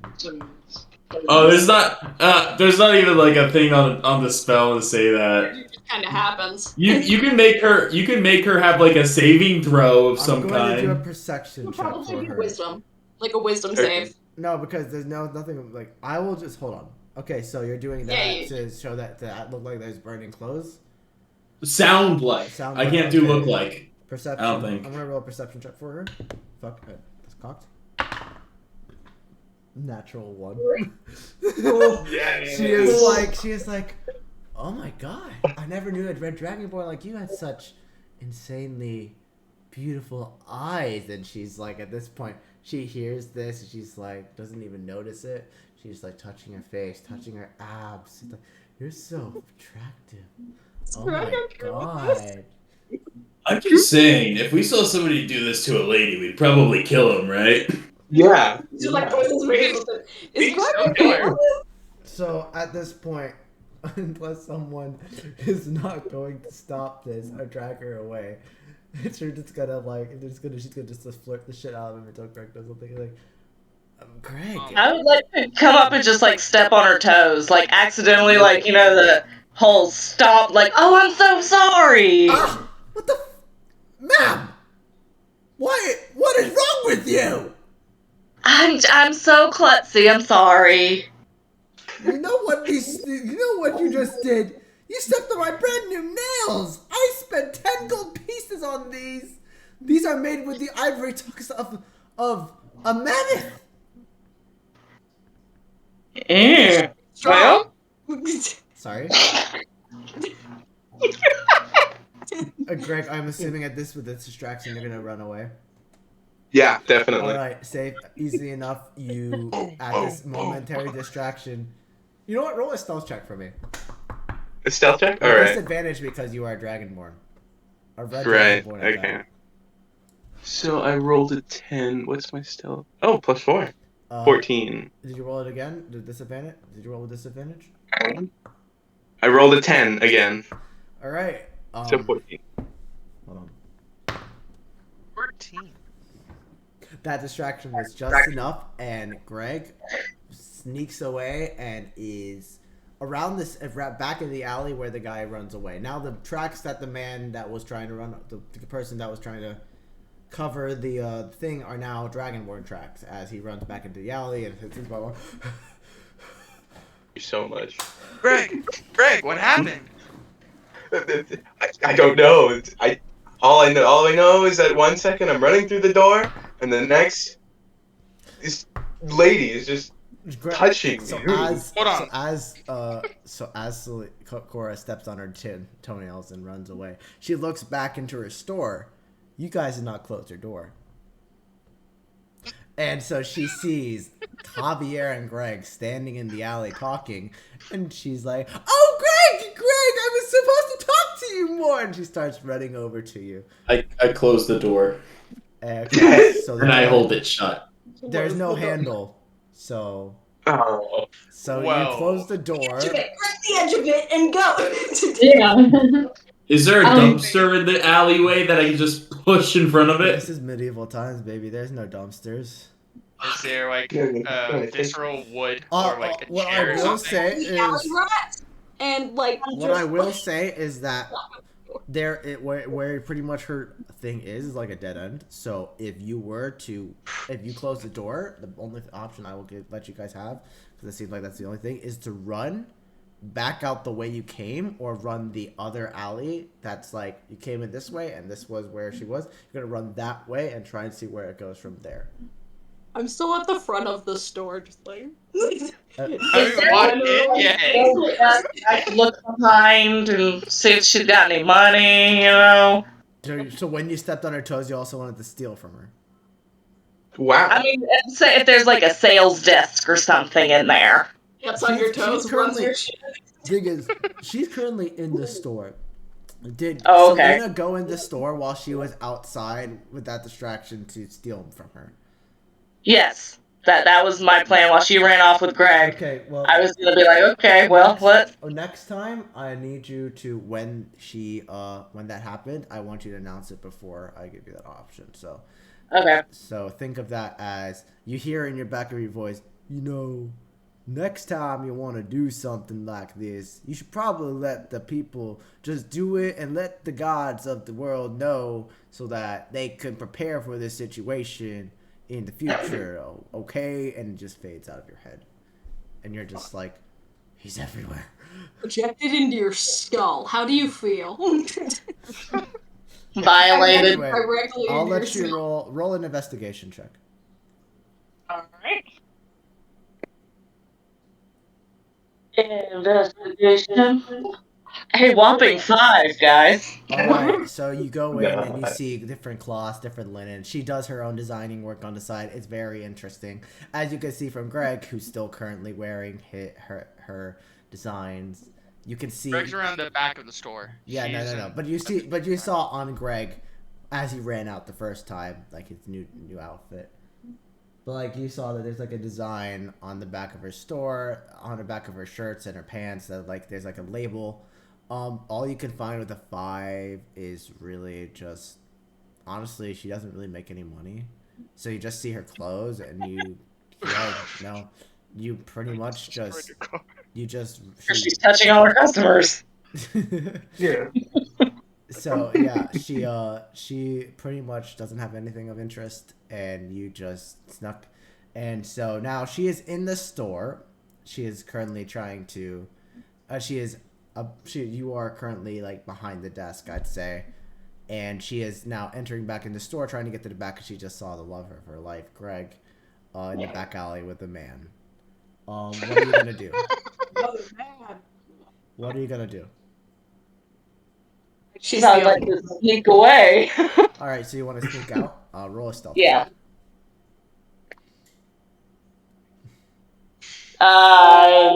Stealth 16. 16.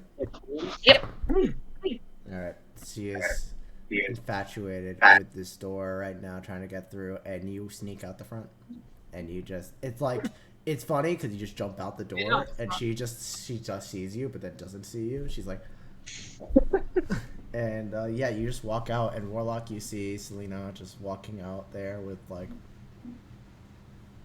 So how's the washing and assault occur going? Because I have questions for her, but she told me to get out, so... That's because you're not a handsome dragonborn. Yeah. I am not a dragonborn, and I also have... Yeah, no, I can't argue with that So whatsoever. Cora, Warlock, and Selena, you currently are in the front of her store. Yeah. Coulter, Greg, and Javier, you're in the back. What are you gonna do? Greg, I like your outfit. Ah, thanks. It was free. I ran into it. It's smashing. Although I think there are a few more at this pressing point, the door swings open. He's like, I Greggy! block it with my shield. Run! So you block him with There's your no shield. victim more You're deserving of this surprised than that you're I. carrying your shield out in public. Coulter, roll. I roll have to. It, really it helps quickly, my Coulter, AC. Roll a history check for me. A history check.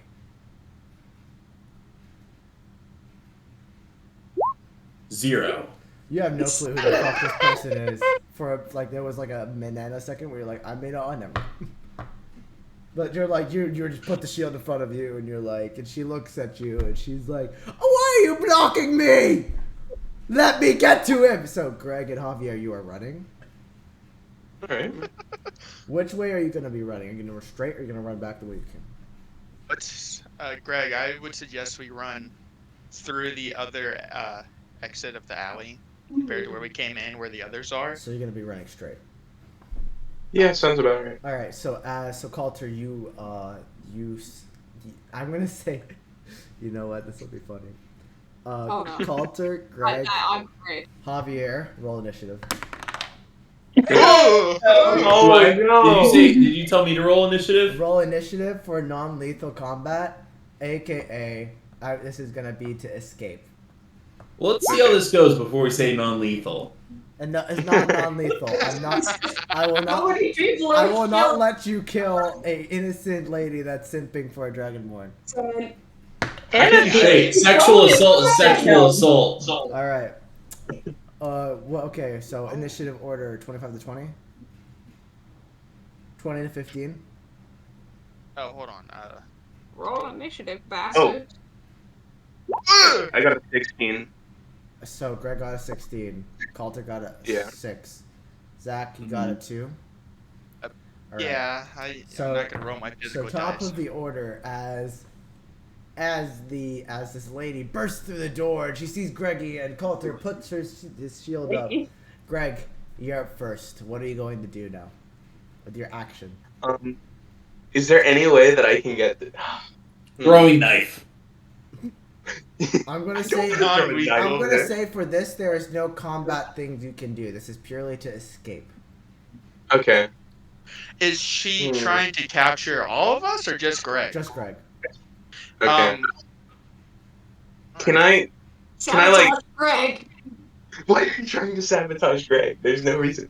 I've done nothing wrong. By the way, would you guys be Can I willing look to- around? Would you guys be willing to go for an extra 30 minutes Sure. after this? Because clearly this is getting derailed, but it's funny. Yeah. Fire. Okay. Let's go. All All right. right. I don't know. I'm So about tonight. so what's going on? I want to kind of look around to see if there's anything to like trip her up and help me get a lead ahead of her. I think with your earlier perception, I believe you wouldn't have seen anything, but I'd say there are some. No, there's like pipes, but the pipes are already set in place, and if you were to remove them, there would be sewage, and that wouldn't be very Ooh. helpful for Dawngraph as it already has problems. I'd say that you don't see anything, and the only option you can really think about is running, or taking your stand and saying that, and doing a Me Too movement. I don't know. It's up to you.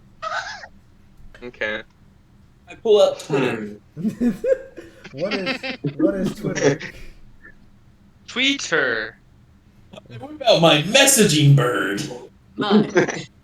My It's a little message- sparrow, and it goes, and you give it a little note, and it throws it at people at very high velocities, and you get a tweet, and you can repost it. You can repost it by attachment to yet another Greg, sparrow. what are you doing? Wait, an African or European? I flutter. European. African I swallow. know this is songs, but whatever. There's gonna be a point in time where I'm going to actually skip your turn if you don't pick to do something. Yeah. I'm just gonna run. All right, I don't so wanna you're try running it. straight. You're gonna run straight to the. I'd say with your movement. What's your movement? 40 feet. Let me see. Movement. Where would I check that? That would be in. That would be for you in your walking speed next to your charisma and proficiency bonus. Oh. Yeah, 40 feet. All right, Yeah, so I would say that you are able to get 30 feet. You're able to get to the end of this alley, and you see a left and right. If you'd like, you have 10 extra feet. If you would like she is currently blocked by the shield, so she can't see which way you're going. Which way, if you want to go a specific way, just say so. And yep. All right, yeah, right is always right, so I want to go to the left. All right, so you go to the left. Yes. So what do you? That's your movement. Would you like to do an action to maybe hide or a bonus or like perceive? Maybe you can even Ooh, talking and shouting is a free action. Yeah. So, Talking and shouting is a free action. I'll say because it's simple. There's no combat. I will let it be considered a bonus action for this because there's not going to be a lot of like this. There's no going to be any no fighting involved. We're just straight just this is escape. So if you want to talk and get people's attention, that would be a bonus action. But an action, you have 10 extra feet. You're going to go to the left for that. Now with 10 feet of movement, you are still in the alley to the left, but you can make a perception check to see what's around you. All right. I wanted to. Well, okay. What did you want to I do? wanted to tell. What did you want to do? I wanted to see if I could tell Javier or somebody that I was gonna go to the left and to try to have her go to the right, maybe. But just in case that doesn't work, I would like to see if there is anything in the spot that I'm in. All right. Make a perception check for me. All right. 13. You see at the end of the left there is actually another alleyway. Like this is you somehow just managed to get yourself into like a maze of alleys, and you're gonna have to try to figure out which way is the correct one. But you do see like windows that currently have people inside of them. You see there's a ladder that's broken that will get you to a roof of a building, and I'd say even you see at the end there is a haystack. But that is around 30 feet away from you because you move 10 feet to the left. That's gonna end your turn unless that's your action to perceive. Next up will be Coulter. Oh, really? Is that right? So what is she doing as I brace my shield? She's trying to get up over you. She's trying to look. She doesn't have to do anything action worthy, but she is trying to just like your shield is not that big, but it's enough to where you try to put it up to her face so that she can't see where it's going. Okay. And can you remind me, did Frank say that we're going to tackle these demons tomorrow? Yes. Cool. I cast command. no. Oh. That sounds like a spell plan. Okay. Casting a command. What are you gonna command her to? Yeah, James knows what's up. My command is going to be return. Return to restore. I only get one word. I'm going with return. All right. What's the DC say for that? So it's a wisdom saving throw. I'm gonna find that while you make your roll because I At forget least what. moral implications. I assume it's like 11 because it's low level right now. Look, this lady's groping people. She's lucky I'm not pulling out the sword. That's all I have to say. Yeah, man, that's a bare minimum. If only Selena rolled a high enough perception, she would have seen something funny. Not perception, investigation. Excuse me. All right. What in tarnation is my spell save? Ominous over I there. had, okay. Apologize. Oh, there it is.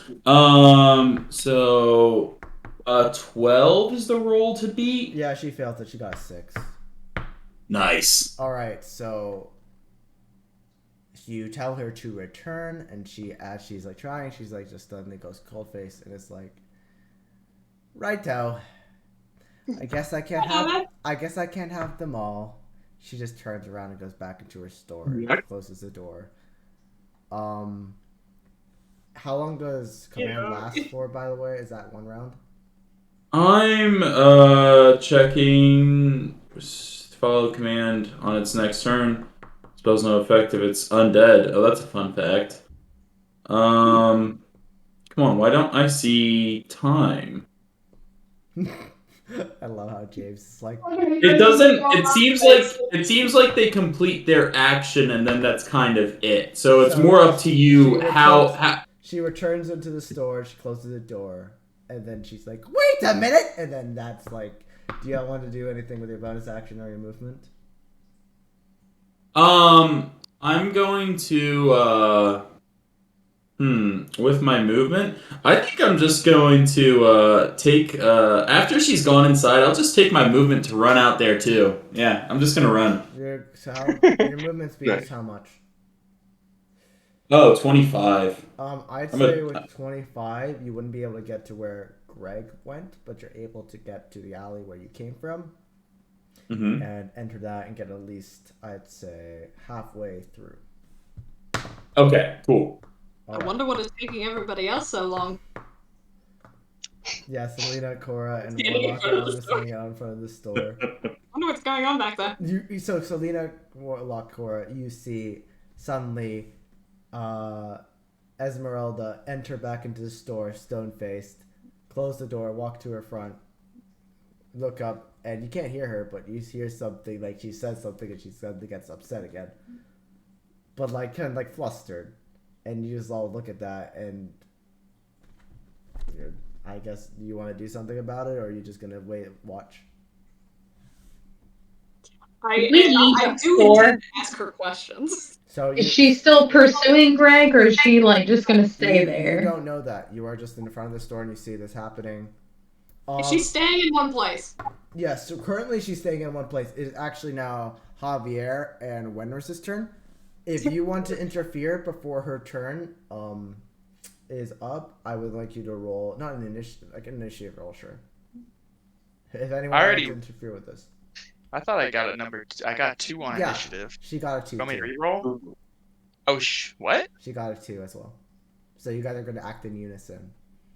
But I'm letting Warlock, since he wanted to ask her a question, I'm going to let her. Okay, so Warlock, as you see her walk back, you start walking into the store, and you see her. You then can hear her say, "Wait a minute!" And she's about to turn. Real quick, I've got a few questions. I'm sorry. Is it important? Yes, very. We're pursuing somebody. Roll a persuasion check. It's official business, you know? That is a 14 plus 0, 14. It's not that important. My love of my life is there. Natural 20. She starts. Oh my god. And she starts running back towards the door. What's kind of love? So her What's love of yours? Her action was to interact with you. Now she's running back using her movement to the door to try and get to it. She is going to get to it. And would you like to do something since you have higher? You have a higher thing. Would you like to do anything to like do something about it? French blast! Yeah, to yell out, just like, well, my thing may not be very important, but yours clearly is. Tell me about your love. Since they are the love of your life, you must be so ready to talk about them. You know how lovely and wonderful they are. She's pushed you aside. She's at the door now. Wow. Javier, what are you doing? I'm going to do a gripping pin to hold them in place. So you don't see her right now. She's at the door. And Oh, really? Closed. Yeah. Well, I let you hold your action to possibly hold her in place. And I was gonna say I didn't keep running with Greg whenever he took off. I know. I'm still just staying in place. Stay, if you want to move to the door and be next to it, so that when if she was to come out, since Calder's not there anymore, you can hold her in place. Yeah, I'd like to. All right. I'd like you ready. I'd be ready so now for that. top of the round. Okay, so that's going to be your movement and action. You're holding your action to hold your grappling pin. All right, top of the round, Greg. You are currently in the alley to the left. Right. You said that there were windows and yes, there are people in them, right? Yes. All right. Could I potentially ask one of them if I can enter their home to avoid this insane woman? You're going to politely. So you go up to this one window, and you want to politely ask them, "Okay, can I please be let in?" So you go up and knock on the window, and this woman of, I'd say, so this bugbear woman comes up to your door and to the window, and she opens it, and she's like in broken common. What do you want? Well, good. Is it morning or evening? Does that matter? It is morning. It is around like mid-morning, noon, turning afternoon. Yeah. All right, cool. Good morning, ma'am. I seem to be in a bit of a predicament. I know it doesn't. I don't. You don't know who I am. Hurry But up! I don't got all day. Oh, no. right. Hurry up! I don't got all day. And she starts about to close the window. No. Please. I just need to ask if I could possibly enter your home through your window to avoid a crazy lady. Make Please. a persuasion check. Yeah. All right. With disadvantage because. Oh. Okay. You could do athletics if you're just barging in. I rolled a 20 and also a 15, and I don't have a modifier, so I rolled a 15. Fuck. It's not the natural 20. What? You know what? It was a natural 20. But I don't know why I rolled it. Because you're so handsome. Because you're so handsome.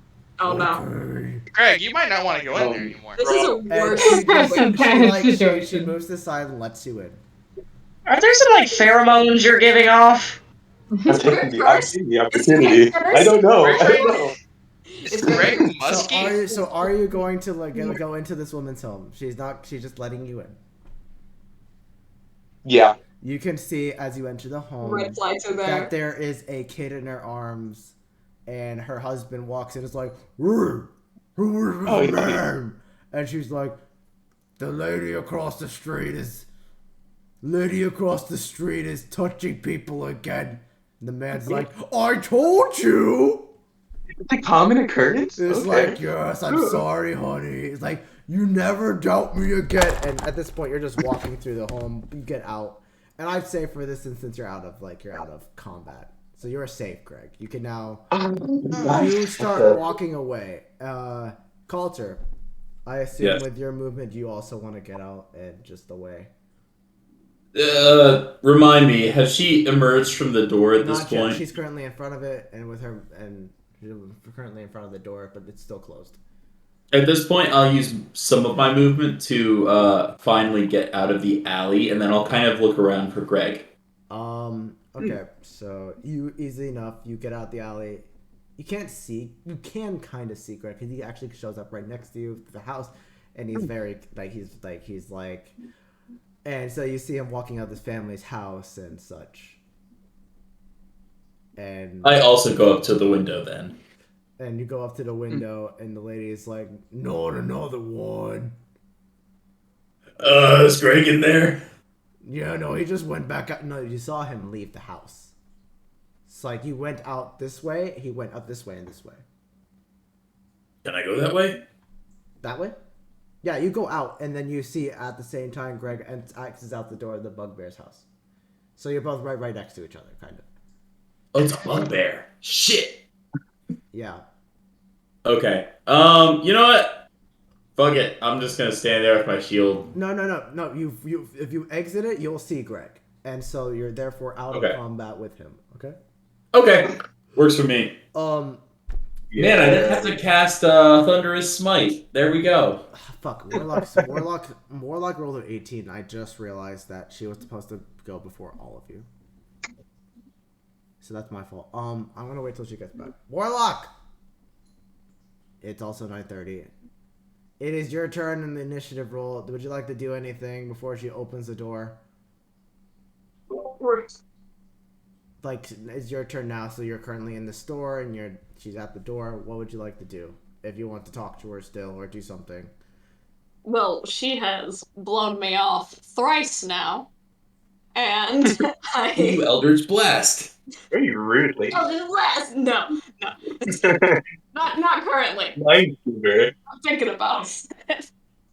But no, I don't think I'm gonna do anything at the moment. I mean, she is attending to other things, but this is also her shop. So she works here. So she's just. So you're saying she's just gonna stand there and be very angry. Yeah, yes, but not like very angry, just mildly inconvenienced and a little huffy about it. Okay, so that's your turn. So now she opens the door and is running out, and Javier, would you roll an athletics check? Sure can.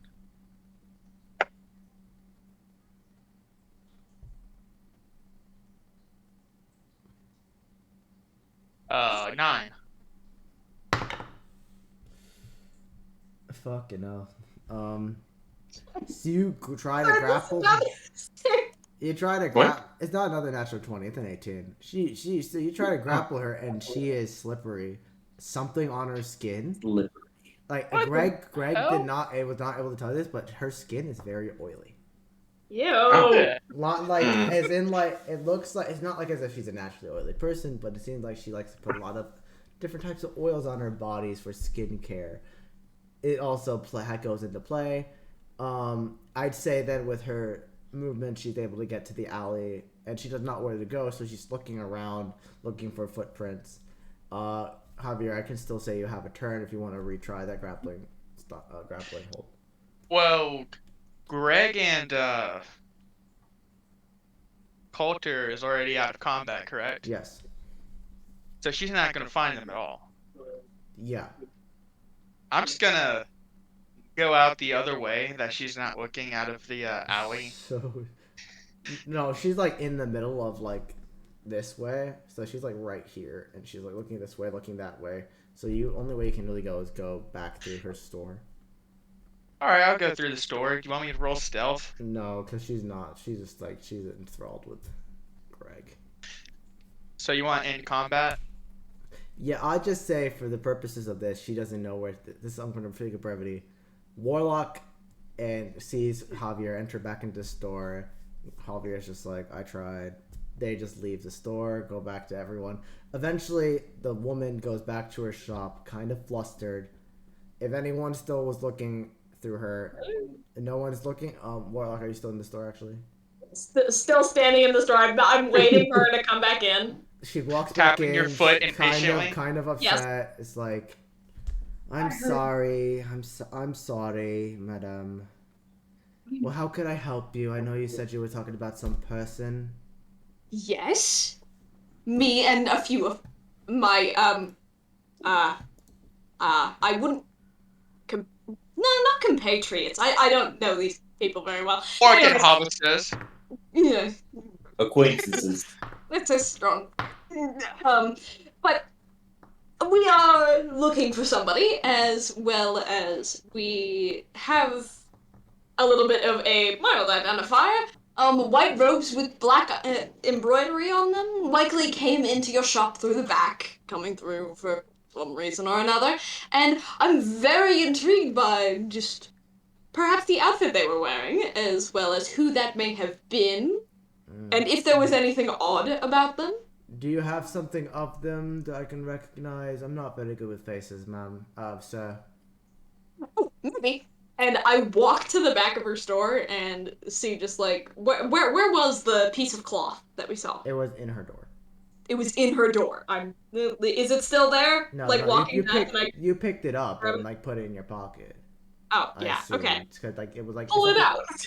Like- just like pull out the piece of fabric. and I'm give it to sorry, her. madam, but I don't sell this type of cloth. This is way too expensive for my taste, unfortunately. We're more of a efficient store. We like to sell different types of cottons and linens, but this is silk and What? quite exquisite. Lovely, at lovely, that. really. Do you happen to know who does sell that sort of thing? Or, well, this person did come through your store at some point. Did I'm you happen sorry, to see them? madam. I did not see anyone in this store. I did that. If they did, then I'd love to get their work because this is quite interesting. I'm sorry, I can't help you much. I was too busy at the time, I assume. Yeah, it's a busy store, madam. I'm sorry. Well, you don't happen to have a lot of customers in this store. Just because I've we been don't have standing here for customers, really doesn't mean that we have interesting eyes. People come in and look at my beautiful work and they are impressed. Ah, yes, your work. Rather impressive. Beautiful enough. to be So used your for silk. action. You see, you've done some interesting things. I don't know what you're talking about. It's Oh, you don't know what I'm talking about. Well, I was sort of standing outside and walked in. Then you blew me off a little bit. And That's all right, really. Helping some weird man in a strange coat asking you questions while there was someone standing right in front of you that you were very, very interested in. Roll an intimidation check. It's nothing really. Roll an intimidation check. Oh yes, I'm absolutely rolling intimidation. That is a 15, and I think intimidation is one of those weird things. Which one? What modifier is that? Oh, charisma +2, so that is a 17. Ooh, Funny. scary Okay. guy. So this is Tasty. something I wanted to ask you guys. If she rolls the exact same number, does she succeed? Ugh, that's fun ruling. I'm gonna say. What? Leave it to DM discretion. I'm sorry, madam, but you have no. I'm sorry, sir. You have no proof. No proof. No proof. Well, I do have several witnesses around this building. Go ahead and ask. They all How many know me. witnesses They know are my you? lovely work and establishment. I'm sorry, but if you're going to bug me any longer, I will have to ask you to leave. This is wonderful establishment. You can ask me to leave. That's certainly something you're capable of doing. You want to know something I'm also capable of doing? Calling the police. You see, there are quite a few people around that saw you go off and do whatever it was you were doing, but there was an awful commotion going on, and not only the people involved knew what happened, but this is a rather busy area, it seems, even by your own claim. So there are probably other people out and around that know exactly what you did. So, Well, ma'am, all I'll kindly say is let them. That's a thought. But- And she pushes you out the store and just closes it. I start walking out before she can even lay a hand or Yeah. anything. I'm sorry, that was a really shitty situation. I was hoping that you would want that intimidation check, but you just... Unfortunately, Warlock Holmes did the right things, but she was too in her own mind to even care. Here's the thing. Huh? I'm gonna the people outside. We literally do have witnesses. So, Wait, are you going to go talk to people? oh, yes, absolutely. Okay, so you go and ask some people, like... What are you asking? Finding everybody. Where is everybody? Where are our party members? Surprised Hand them over. you don't know where they are. You're gonna have to look around to find them. I'm at the store. Well, aren't I we was on at the the front? front store where you are. Yeah. Oh, we saw our friend Yeah, we're outside. together. You saw your friends, and then you see Coulter and Greg on the side. Obviously, I would, as a DM, suggest you don't gather in front of her store. Yeah, no, not in front of her store. It's just So the people everyone, that were so already out. Like, dude, Javier, Cora, Selena, and Warlock meet back up with Coulter and Greg in front of the Bugbear's house and walk away from her Esmeralda's store. Obviously, at this point, there's nothing you can do at that. That's for the day, and maybe even after. You can pursue in the future. But for now, that lead is dead. We don't have a lot of time unless you guys want to keep pushing further into the night. I'm welcome to keep doing this because I know there's some other things I'd like you guys to do.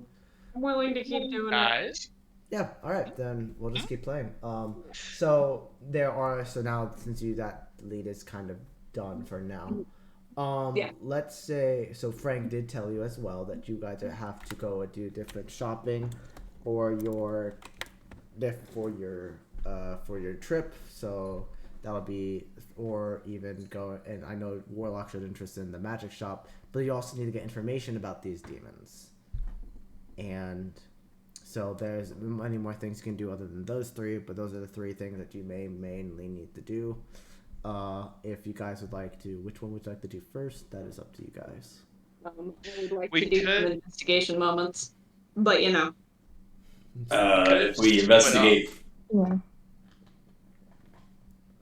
Sorry, say that again. Investigate some more? Is that what we're gonna do? So investigating now the demons. yeah.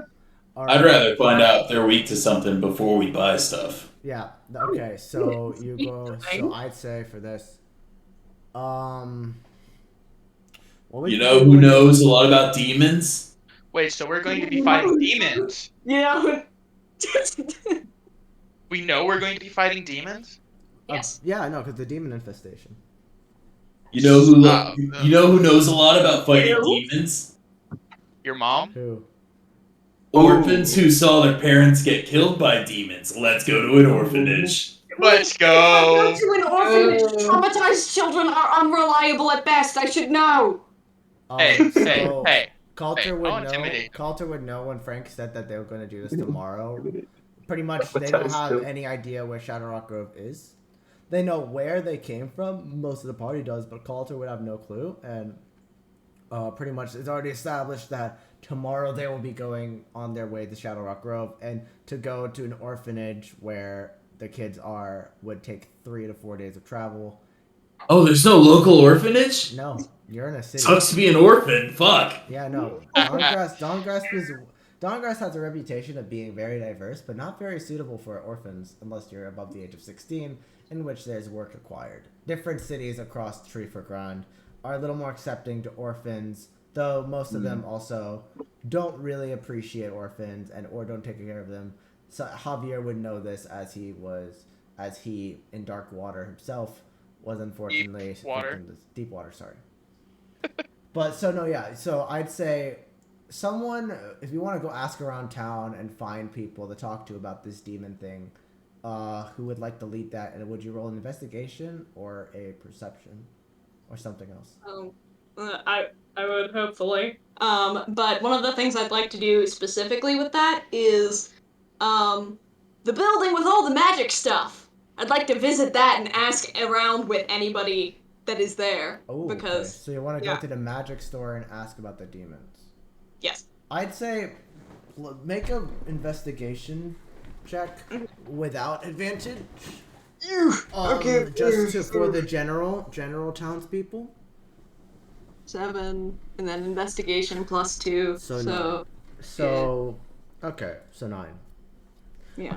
I'd say with a 9, you go around town, you're asking townspeople, you get some information, like some of these demons that you saw were small, pretty easy to fight away, but they weren't killed. They seem pretty simple demons, pretty lesser demons that are thankfully like not super big, but there was a large number of them, and you fear that eventually they will get to a point where there'll be too many and start taking care of over Oregon. There were many medium-sized, small-sized. There was one that they said was a very big-sized demon that was very terrifying and had a putrid smell to it. That's all you got from your investigation. From the townspeople, they said that it's in Shadow Rock Grove and there's no specific understanding of who they are.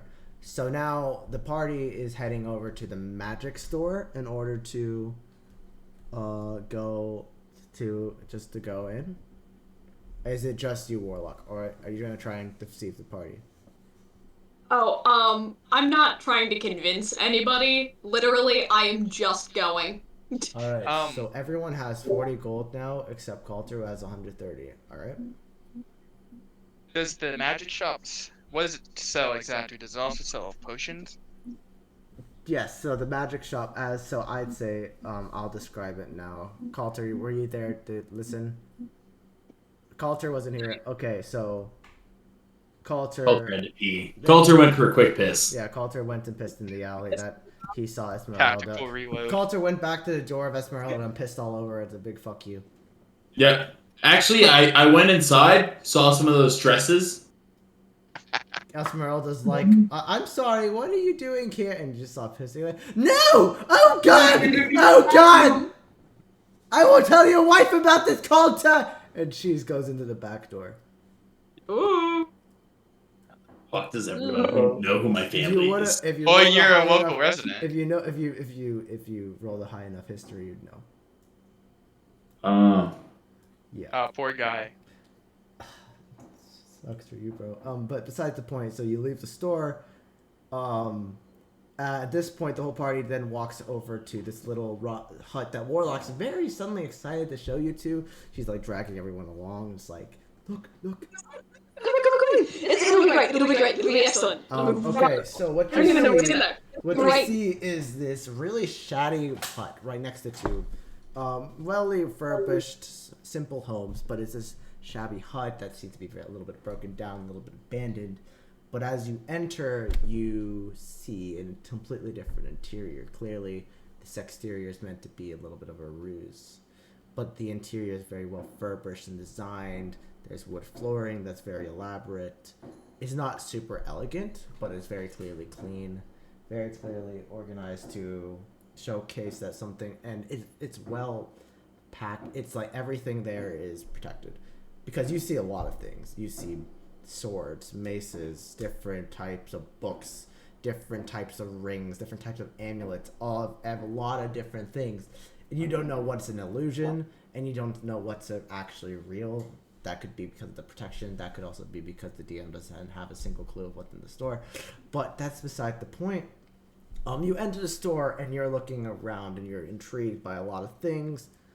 And so, Warlock, you go up to the front desk, and you see, I'd say, this sheepish... Give me a second. Sheepish. Give me a second. Seamus. Sheepish. That's their name. I don't even know who this is, but their name is Sheepish. Ooh. Nice. Okay, so you see at the front door this...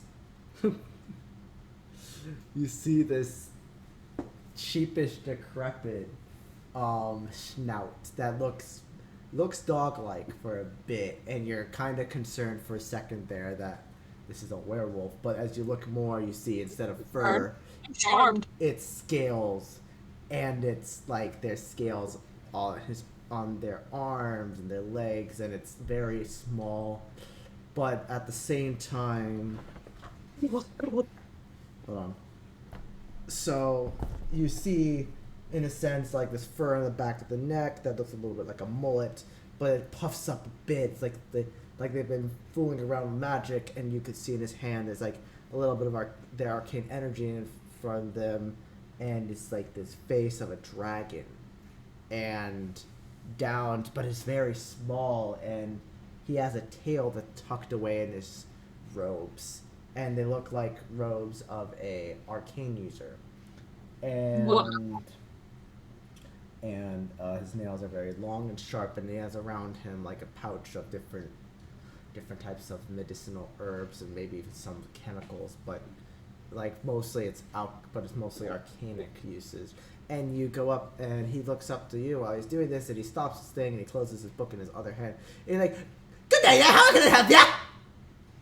Wonderful, nice to meet you. My name is Warlock Holmes, and I'd love to generally... Lovely, how can I help you today, good sire? Oh, I'm having a wonderful day, but you can help me a bit. You see, I've heard an awful lot, not exactly an awful lot, actually not very much at all, about a variety of things around, but many things of a demonic nature. I've heard of like little... Oh, demons, yes, demons indeed. Not very nice, are they? Not very nice, are they? Well, I He's wonder... Scottish. You don't know what type of Understand, I accent. think he You says. don't know what type of accent he has, but you know it's an accent. Yeah. Different language. But this kobold you can hear is like very quick to speak, and you kind of think this kobold is trying really hard to have a different accent than they are, but you can't tell if you didn't check. I'm matching the energy. But yes, demons, they're not very quite nice. I know there's some attacks around here. Yes, indeed. I'd be able to give you some information if you do some business. Absolutely, I'm quite used to doing business with that. Jolly good. All right, let's see here. Let me see here. What can I get for you today? Oh, you see, well, we have this wonderful... And he goes and ruffles through the back of the store, and he pulls this out. We have this wonderful ruby here. It is etched with eldritch runes. In this 1-inch diameter ruby, it allows you to use a simple martial weapon as a spellcasting focus for your spells. And for this to work, you must attach this ruby to the weapon by pressing the ruby against it for at least 10 minutes. And then the ruby cannot be removed unless you attach it as an action for the weapon, or the weapon is destroyed. Wonderful, such an interesting thing. Where might one find this, and is it cursed? It is not cursed, and you can find it right here at the store. What a shame. But I'm sorry to say, it seems a little bit expensive for your taste. So if you're willing to do some trade, I may take it off your head. I do have some other things if that's not something that you would like to. Hello, good sir. And he points to Carter. Hello, good sir. I see you're looking at something over there. What are you looking at? Well, I thought we were having a lovely conversation. We are having another conversation, but yeah, I have other customers. I can't disrespect them. Wonderful. All right. Hey. Hi, good sir. How's it going? Hello. What's your name, by the way, good sir? I never asked you. Name's Coulter. I do Coulter. Wonderful. What's your wonderful. name? My name's Jolly Good. Jolly Good. Your name's Jolly Good? Jolly Good the Kobold. Jolly Good. Yes. Nice to meet you, Jolly Good. It's really, really hard not to like out loud laugh. But yes, I am Jolly Good. This is my wonderful store, Jolly Good Store. You have a lovely store, Jolly Good Store, the magic store. Yes, indeed. Got my magic from the Cerebrus Assembly back in Wild Mount. You have no idea where that is because you don't know. You're not very well smart. Oh, yeah. Anyway, besides the point. I said so. What are you looking at, good sir? I want to help you out. I do all of you, and he points to all of you. Please, do all means, come here. It's rude of me for talking to only two people. You are clearly wanting to help. Let me help you. How much for that immovable rod? Immovable rod, good sir. That is a wonderful item. That is a wonderful item. I'm fucking trying to find it. What the fuck? God damn it. I wish I knew for a second that would be. Fuck. Fuck. Oh, shit. God, is that... I just saw it earlier, immovable rod. Fuck me. It's if you're looking at a source, it's probably 500 gold pieces. Yeah, that is around 500 gold pieces, good sir. I don't got 500 gold pieces. It's alright, good sir. These prices are ridiculous. It's alright, good sir. I see something in you, sir. I have something that you may like, and... He's going to scam you. And Warlock, and so you see, he pulls out something in his hand, and it is a coin. This, sir, is a coin! It says. I have at least several coins. But this is not any good, this is a special coin, sir. Let me tell you something, and he pulls it off to the side. This coin, if you flip the right amount, will make sure you do massive amounts of damage. But if it fails, it will do a massive failure. I usually sell this for around 50 gold, but just for you and your party, I have around 2 of these. Because one's for me and my family. I sell you both of these for 40. Oh no, sorry. That's for one. I'm thinking of one for 40. I'll sell you both of these for 80 gold pieces. Double checking if I know identify at level 1. Oh, don't think about casting magic here. It won't work. I learned that the hard way. And you Can I look at him? Can I magic look at him, detect magic, like... You try and detect magic? You wanted to try I and want to detect... know his ass, because detect magic is a really fun spell. You Just try and detect magic, and it fizzles out. Oh, what? Really? Aw, dang it, can't use my silly brain stuff, you know. And That's you great. think in a magic store where there's a bunch Shapeshift of... Frank. Gosh darn. Oh, that's a great question I can ask. How's our thinking going right now? You're doing relatively fine for the day. There's nothing really, like... You kind of think that with I am everything afraid. everything that happened in the morning, Mariety is just wanting to test you and see how you're doing. Like So, Thank you. Aunt. this isn't technically a spell, so I'm gonna try my divine sense. Good. Okay. Let's What go. are you trying to sense from Jolly Good? So, everything within 60 feet of me, I can identify it as a celestial, fiend, or undead. This is none of those. He is none of those. He is none of those. He is Isn't not- that like also You also... things? Sorry. Yes, I also detect anything that's been consecrated, desecrated with the as with the hollow spell. There are I also sense strong presence of evil. There are no strong presence of evil. There are some things in the store that are desecrated or consecrated, but you don't think of them as huge senses of evil. They're just items that he has. But Jolly Good is not a fiend, undead, or celestial. He's just selling wares. Kobold. He's just a kobold. Just a silly guy. A Silly goofy fella. arcane kobold. Goofy guy. But so what do you think, what do you think, good sir? Or would I like to sell it to the rest of your party? And he points to the rest of you. Selena, Cora, Javier, Greg, what are you guys doing right now? I would have liked some health potions. Oh, health potions. Yes, of course. Of course. So Check ingredients. I have two regular health potions, and that's all I really have. We're kind of out of stock. There I sell them for 30 gold pieces a piece, but if you guys are looking for information, I will sell. I'll tell you what. How about we put a and he moves stuff off of his desk. Doesn't throw it off the side, but he makes a space. Put everything you would like here, and as a group, you will all pay for it, and I will give you a discount, as you are such great, generous people. And I will also, on top of that, give you some information you may seek. What's with all these communists today in the So- group money pool? This isn't hold communism. on. This is just showing that working with the team is great. I wish I was back with my group in the Cerberus Assembly. Oh, the days that we would go and prank our beautiful teachers. Ah, I remember the time Sounds like he has polymorphed. I remember the time I polymorphed my chemistry teacher into a goat. The milk was pretty good. I ain't gonna lie. So out of game real quick. Yes. Is 30 gold pieces average? A health potion's like 50 on the low end, I think. Yeah. What the hell? Can That's like legit a good deal. I'm just. Are you able I'm to trying to make make. I'm trying to let you guys. I'm trying to make you guys spend your money here because I kind of screw up the gold. So I'm. I mean, we do need health potions, so. So I I'm. was gonna.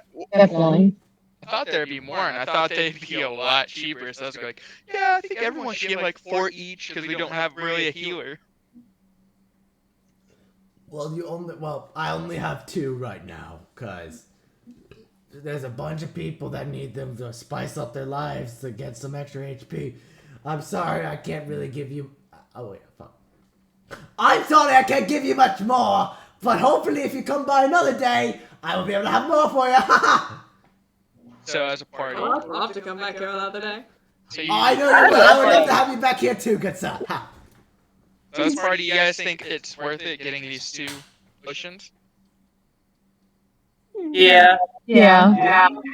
All right. All right, so As much as I hate spending money. Yeah, I'll go ahead and set them up on the counter. So you guys want 2 health potions for 60 gold. And it seems like this man here does not want these, but I have these 2 wonderful coins here that if you flip the right coin, you'll get a critical success. But if you don't, you will have a critical failure and an embarrassment to your society and your friends and everything you know. Please take these off my hands. I hate them. Oh, aren't you? What? You have one to save away for your family then. What? Well, my son, his name is Jolly Interesting.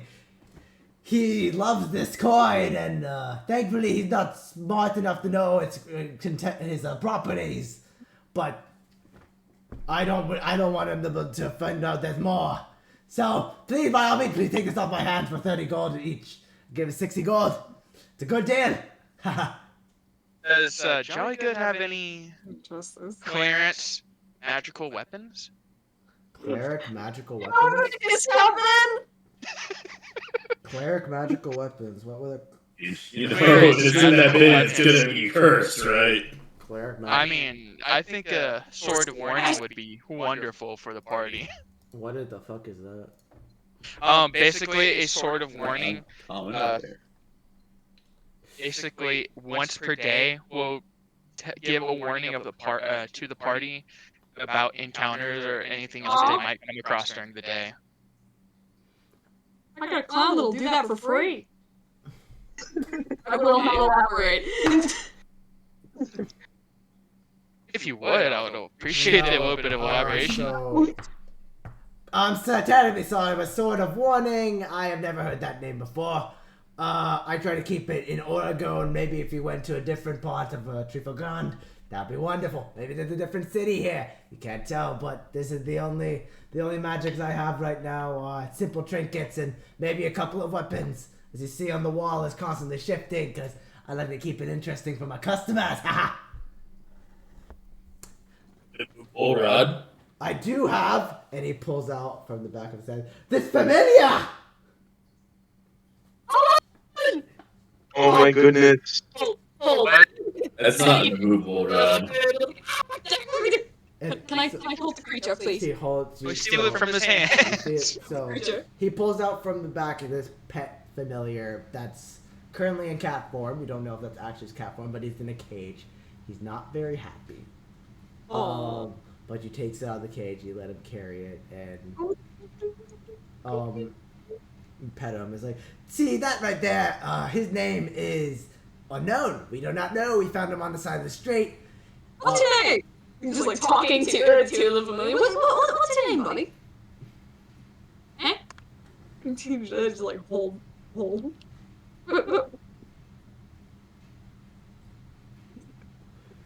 You did not see anything. You hear maybe a meow. Wonderful, amazing. I'm so glad to meet you. Do you want to make sure it's a familiar? Well, It's strange. there's a. I think Coulter has that thing where he can tell. You don't know because there's nothing. It's a fake. Familiar would be a faith creature unless there's a different type of familiar. Well, Benny? some familiars can be fiend. I was gonna say, it sounds like it's just a regular cat that he's stuck in a cage and called a familiar. That's a make It is my friend, Oh man, if only we had a wizard. What would you do for someone that doesn't have magic but still wants to perceive that? I mean, if that thing was within 60 feet of us, that felt like my divine sense. Arcana or insight, probably. Alright, For I'd looking say at make a... Who would like to do to check? If you guys are actually serious about checking. Warlock doesn't care if it's actually a familiar or not, but it's like talking to it like it's a little person. Well... This is a So I great guess no one wants to, but they're like, well, see this, yes, the familiar right here. We'll sell them off your hand for 100 gold pieces. Yes, indeed. Okay, Well, like, I'm actually, going to- I would like to. Yes. How much gold do you have, good sir? Barney, No, would hold- you say we were all piling it together?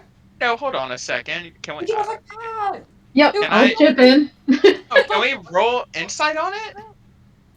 Okay, but purchase cat first. Check it out later. You know, it's like taking it to What? the vet. What? That's a ripoff. Okay, fine. Check the cat as much as you like. I'd also like to check the cat. Ooh, that Okay. is 19 for checking the cat. So Generally, just I would drag you in whisper chat, but I think you're gonna tell this to everyone anyway. This is not a familiar. It is just a cat that he found on the side of the street. Nice. it's my favorite And creature. he is selling as a familiar, but it is a nice cat. It's a very beautiful cat. You can clearly see it is quite. It's upset that it's in a cage, but it's kind of happy that people are actually taking care of it for once. I'd like to let the cat out. Even worse. You already let it out. You're holding it in your hands. Hold cat, So, baby.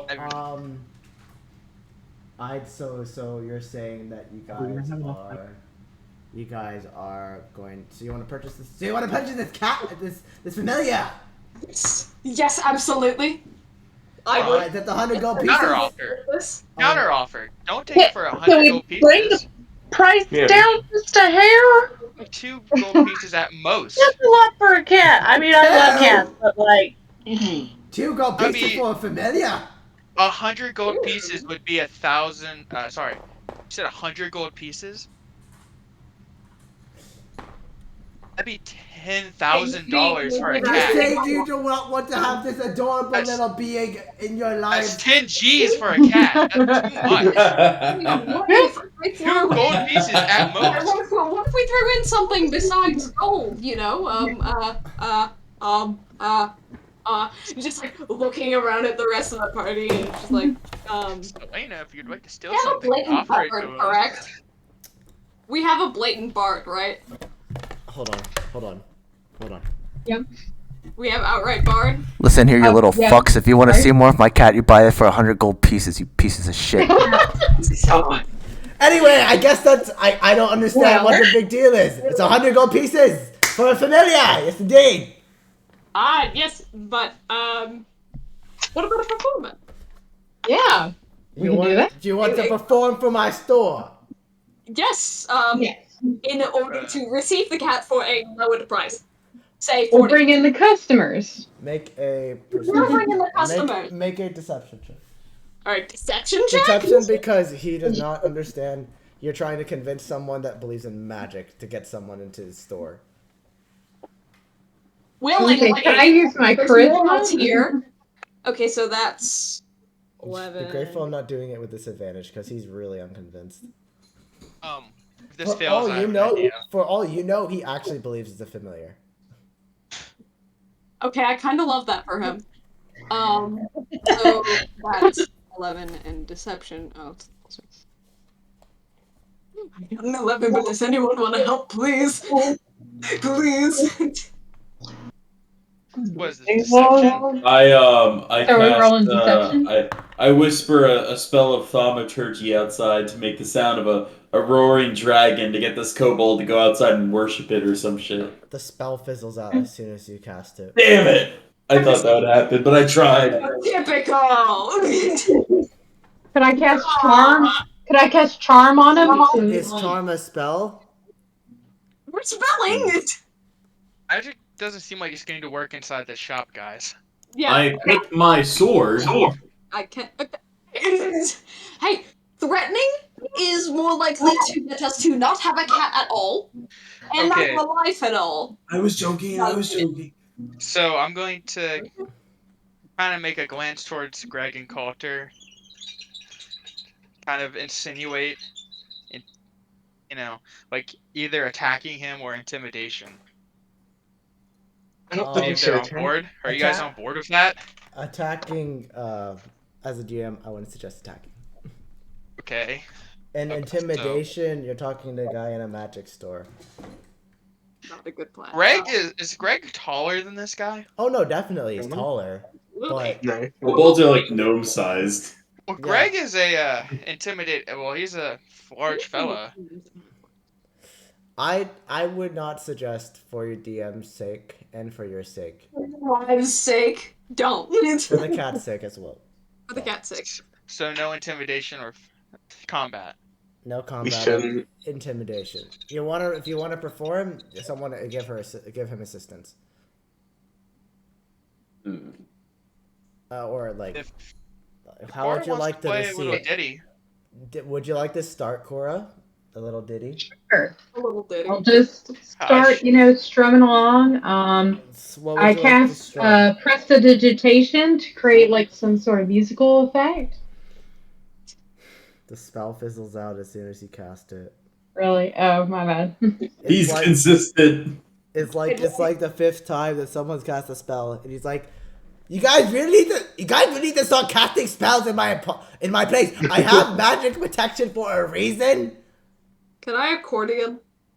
Yeah, go ahead. Accordion on this wait. performance? Oh no. Oh my. Okay. This is the accordion, my accordion, yes. Yes. Okay. So how would you like me to roll roll a this? performance? I guess he's like, I guess you could try. I don't believe you, but go ahead. And I don't believe me either. You want to play accordion, Corey? You're playing your lute. Javier, Yeah. are you going to be interacting with this too, or are you just going to be? Yeah, I was going to ask if I can assist Cora like I did at the tavern. I'd and say start Cora, dancing. roll with roll 3 dice and pick the highest of them. With advantage. What the fuck did my? You never died. And as you're about to play, the cat jumps out of Warlock's arms and knocks over 2 potions and just smashes them on the floor. What potions are they? And I before hope they weren't arsenic potions. and you look over and realize that those were the 2 health potions that you were about to buy. Quickly, drink it. No. Start licking it off the floor, guys. Get down the. The kobold, so Jolly Good just looks at the floor and it's like, Sorry. fuck. Technically, we never bought any of these Hey, things, and his we property didn't think it damaged was his a cat in the property. floor. He was a slippery little guy. His property damaged his property. It has nothing to do You with know, you don't really run a good shop here. The man just lost 2 potions. You're insulting his business practices. But he is. How good could this familiar be? He gave us a deal on health potions, but he's trying to rip us off with You're the supposed cat. to, when buying things, you're supposed to like do things and make sure that you're getting a good deal. Yes. How do we know the cat's good? Other than it's a cat and it's amazing and I love it. I changed. Well, I not changed very- my mind. Is it 96? No longer is the familiar 100 gold. It's no. free. Oh! Yes. I grabbed It the is cat. free if you buy $150 worth of merchandise. Oh my Or god. 150 gold. I would like to hold the cat You're welcome to hold the cat. and start inching towards the door. I was like, yeah, can we like open the door and kind of like usher the cat out? The door, no, because the door is closed. Actually, you know what? Yeah. You want to go try? I don't like that. I know, yeah. No. Not anymore. I just want to show you guys what my cat did. What did your cat do? This used to be where I had a what's the thing called? It's the Steam Deck? Elgato Steam Deck. This is where it is now. What? No.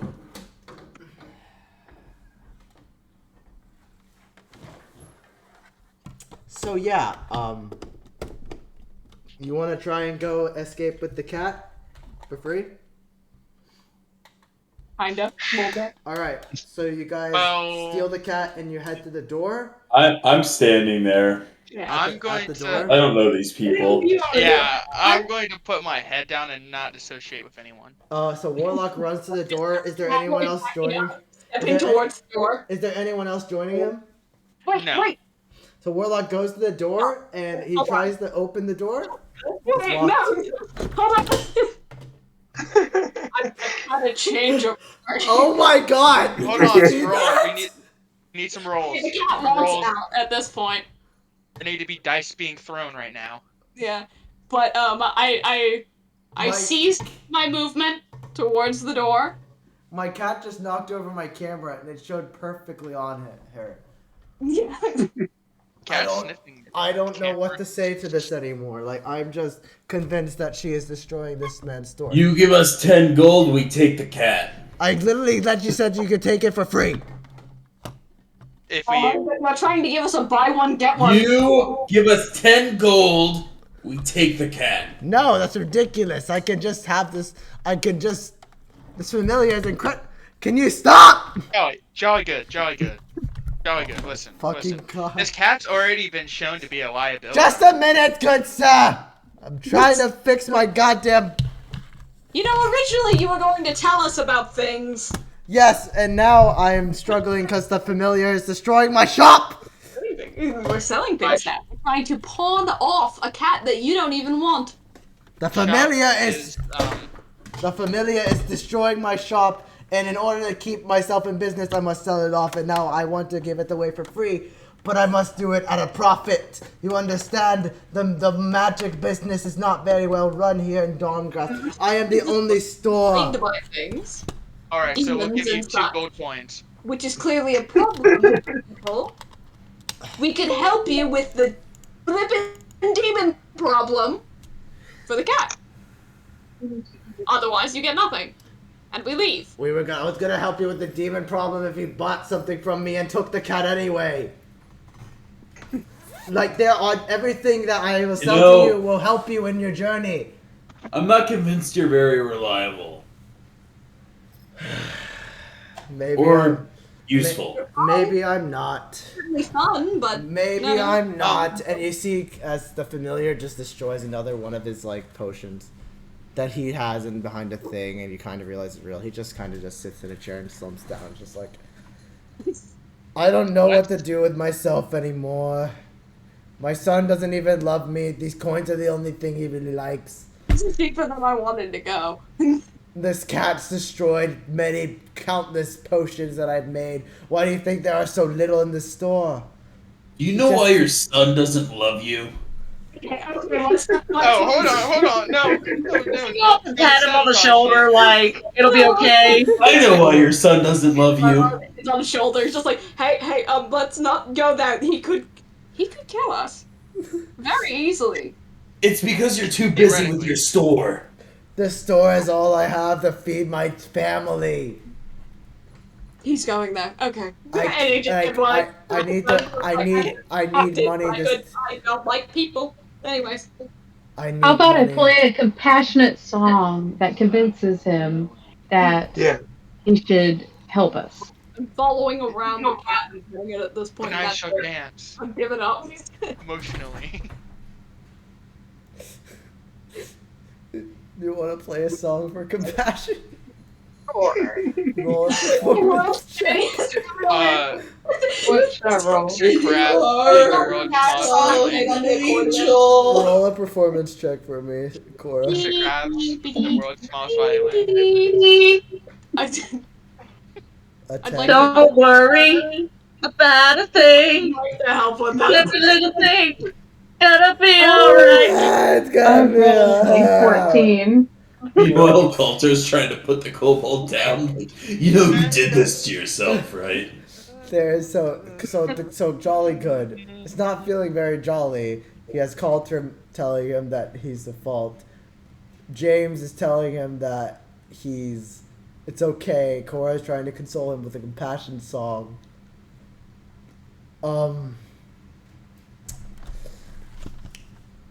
Let me Javier is going to dance to the song. Oh and, like, my Nice. god. just not compassionately, just like Saxo accordion. different dance. You did not care. Damn Okay. out right now. Okay, so he says, "Look, I'll sell you information and the cat for free, but please just at least take some things off of my hands so that I can feed my family." And as a DM, I really just want you guys to spend some of your money because I gave way too much to you You guys. give me that immovable rod for 50 gold pieces and we got a deal. Well, I was gonna say, why don't we go back to Bingus's shop and bring him some? Roll a You know what persuasion I'm check saying? roll a persuasion check. Coulter. Oh, I will. I'll roll the best damn persuasion check of my life. This is gonna be a big mistake on my part, and my mentor who's gonna watch this is going to hate me for this. Fuck! What is a Seven. rod of unmoving or whatever? It's like you like have a metal stick and you press a button and then it takes like several pounds of force to move the rod, like it just floats in air. It's like if you press the button, you have this metal rod floating there, and like if a car ran into it, the car would bend around the rod because it's immovable. I'll tell you what, good sir. I'll sell it to you for 250 along with these two coins and this mug. I'm a mug. Actually, boy. no. American. Mug? I'll sell it to you for 350 with these two coins that I was talking about getting off my hands and this mug. And if you have detect magic up, you won't be able to because it's magic, but you probably think it's magical. Look at it. Well, I don't have 250. 350. All of it's 350. Collectively, we do. If you guys would like to all spend it, that would be something that could be cool. We give. He just wants us to get rid of our money. Yeah. We're good. We're giving. I need to feed my children. I have some. I throw down 100 gold pieces so that I get the immovable rod. What the fuck is that in the background? Is anyone else? What? So who else is putting money in? Who else is I'll putting chip money in. I am. I will. All right. How much money's been put in so far? 100 gold. How much are you putting in, Warlock? How much do I need to put in? You can take a guess.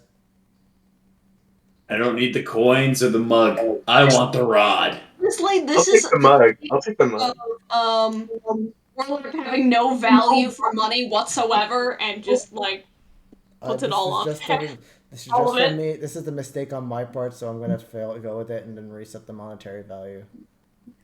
This is my gift to you guys, as for showing up to my second session. Just please. Hooray. Warlock just puts all his money on the table. So Warlock puts 40 gold. So Selena. Okay, so 350 is what we're trying to reach. Yep. Are we gonna be able to reach that with our money? You don't know. I will chip in. Since I have 40, I will chip in 15. Okay, that's 155 in the middle. Cora. 20. 175. Javier. I would also put in 20. 195. Greg. 15. 210. Jolly good looks at it. How much did Culture put in? 100. 100. 100.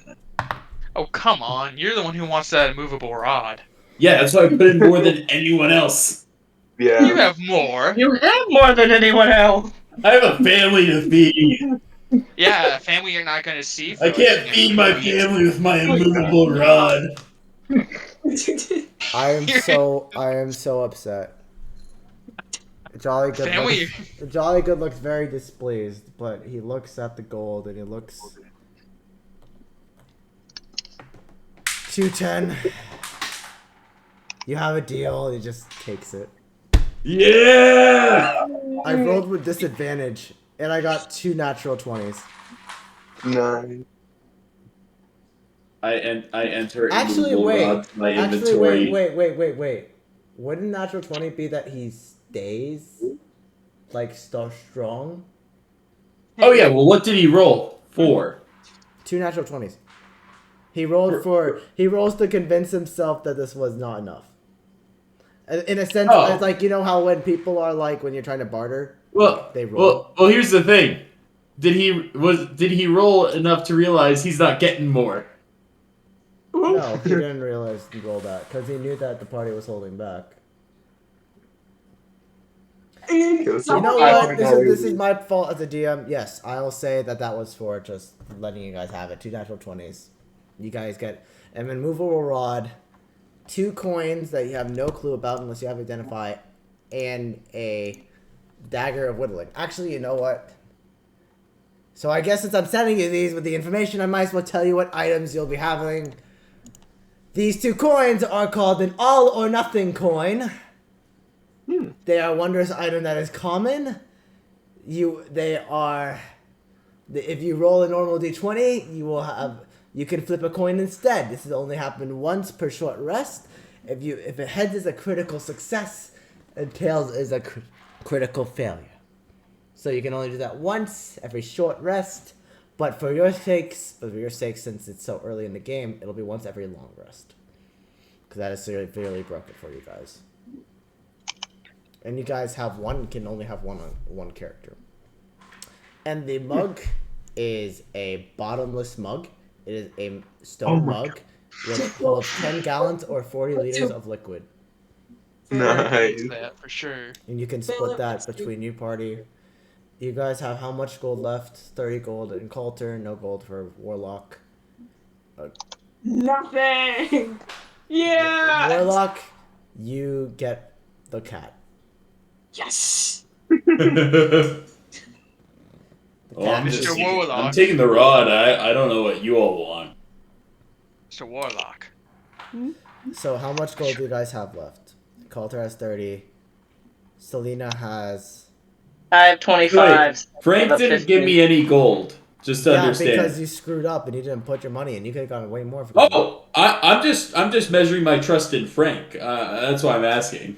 Well, you don't know where he is. Anyway, how much does Cora have? I got 20. Okay, 25, 20, 30. Javier? 20. And Greg? 15. I'd say just for you guys to be a little bit even and to let it be a little bit fair for Warlock who just spent 40 gold. It's to me. Hold on a second. I was about to On do purpose. something. I spent 100 gold. Yeah, no. I'd say if you guys would no, you know what? That's not fair for you guys. Never mind. He says, "Well, I'm grateful for your patronage, but if you could just spend one more thing so I can send my son off to elementary school. I have some wonderful items still here. They are very affordable. I will make sure to give you a good price." And so he pulls out this staff, and he says, "This staff here, it is 4 pounds. If you place an object weighing no more than 1 pound above the tip of the staff, it floats an inch of the staff's tip and remains there until it is removed or until the staff is no longer in your possession.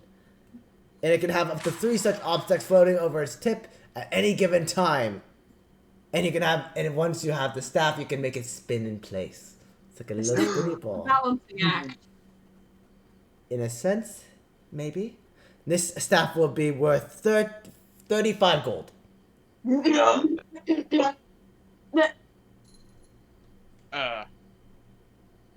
James, Yep. have you decided on a name for the little creature? Oh, for the creature. So for the creature, I have a few in mind. 1 second while I pull up Google.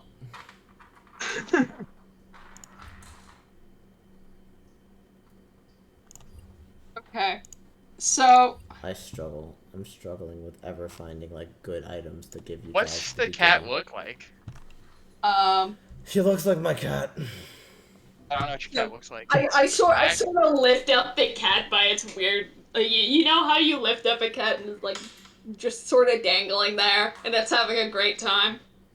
I just sort of pick up the cat, go like. I just also realized What's that the D&D thing I like is there's a new episode, so I may end this. I want to end the session early so I can watch it. You're gonna end early to watch your I'm D&D show. I'm fucking with you guys. No, You're actually ending late, so. No, Yeah. no. We're gonna keep going until we find a satisfying conclusion until you guys are tired, and then we'll. I have to bounce soon anyway, so Yeah. I'm not complaining. Yeah, I have to go see. I'd say for brevity's sake, let's just say for the sake of you guys that you guys have around 150 gold evenly between you guys. Is not what Jolly Good says, well, if you're not gonna buy anything, come back at least tomorrow. Maybe there's some new members of your party that if you have any other members, I'd love to sell to them. Let me tell you about these demons. He tells I'm too tired to give the voice because I'm kind of depressed about the cat thing. He pretty much sits you down and all tells you that these different demons were coming out of this cave near Shadowrock Grove, near around the same area where the people that fought the demon goat and the wolves were at. And he was saying there were different types of. Is any one of you guys proficient in history or like learning about the abyss or the fiends of the world? Yeah. Okay. Yeah. Warlock, I have proficiency in stone cutting, so history related to Yes, stonework. I'll say Specifically demons and fiends and such, yes. she's described specific demons like as exactly the same except a little more in detail. One of them being that these small entities will come out of the cave and they'd be of different elements, some of dust, some of magma, some of mud, and very strange. And they were surrounding this smaller demon which had scales and was bogly eyes, and then there was some demons that were very big and rotund and had a lot had a cloud. And with this description, I would like Calter to roll with disadvantage a history check, and a Warlock a history check, or even a religion check, since it's maybe religion history. Which one would you say for discovering Okay. demons? Just one. Let's see. Oh my god, 17! So that is 16 for me. Why did you roll 2d20? Because disadvantage. You take the lowest. Yeah. But rolling 2d20 minus 1 and it comes out to 35. Well, yeah, but you just take the -1 and you put it on one of okay, the rolls. No, I'm sorry. So 17. it's still 17. And what did you get? I got a 16. Okay, so you two, Coulter wouldn't know with the stoneworking. It would be a little hard because there's not much stonework about the abyss, but you would understand that some of these deities you have a visual, like even Warlock, you would both understand that some of these demons that you're talking about, they're specifically talking about the demons known as, for the green scaly one, the Quasit, which is a lesser known demon. That is a demon acting as sort of like a slave towards the other higher up demons and devils of the world, whether they're in the abyss or the nine hells. Mm-hmm.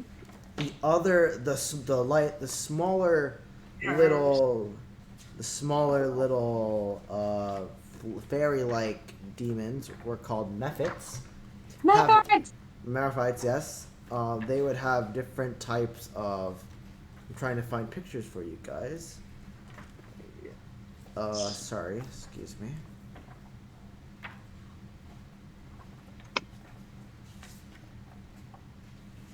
Excuse me. So no, yes. So Quasits would look. Oh my God! Please. Thanks, Shy. Methods. Great little imp guys. Where did Quasits go? What the fuck? Maybe it's in the actual monster manual. Fuck.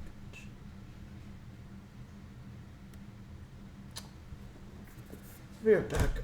So Mephits. Fuck. Sorry, excuse me. Give me a second. Love them.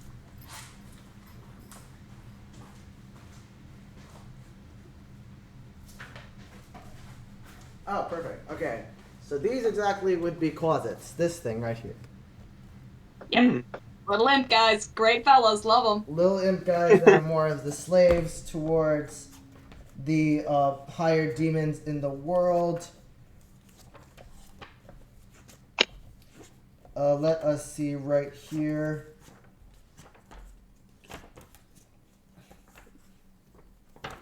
Excuse me for a second, ladies and germs. I'm sorry, I'm taking your time. You're fine.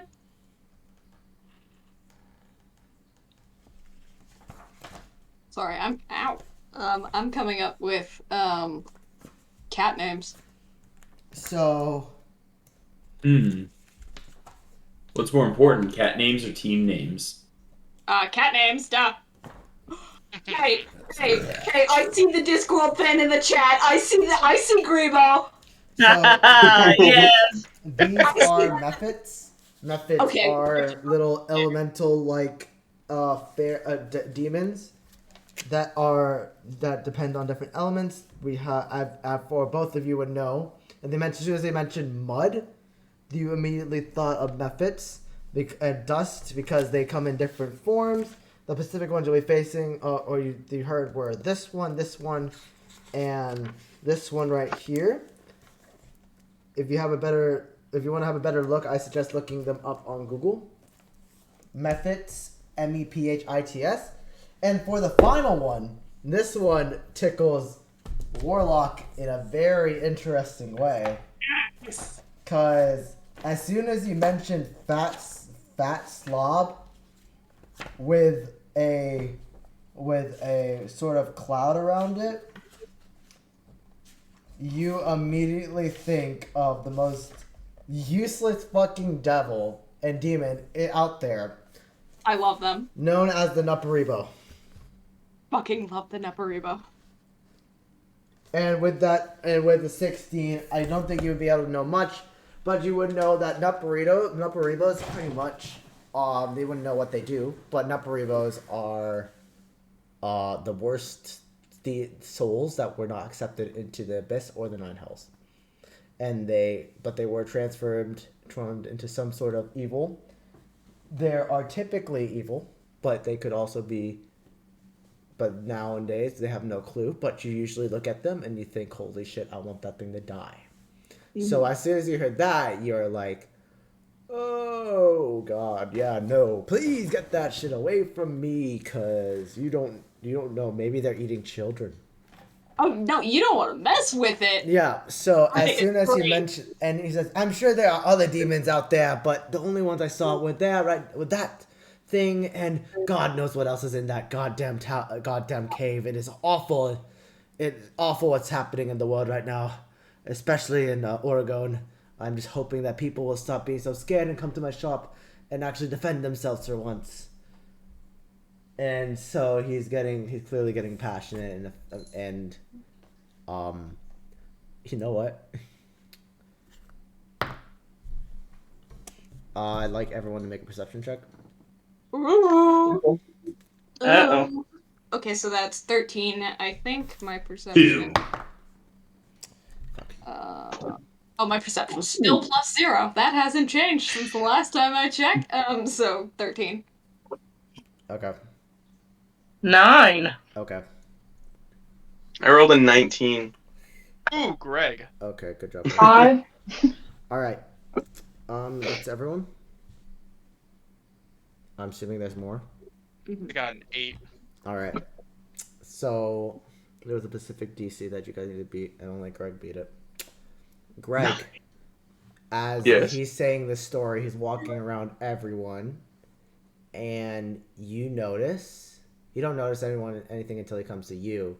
You feel a hand slip into your pouch, but Uh-oh.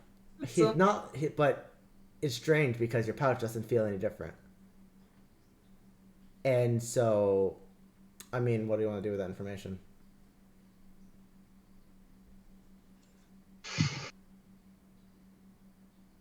I want to look into my bag. I want to see if anything is different. So, as you look into your pouch, you realize that your money's still there. Mm. But Good.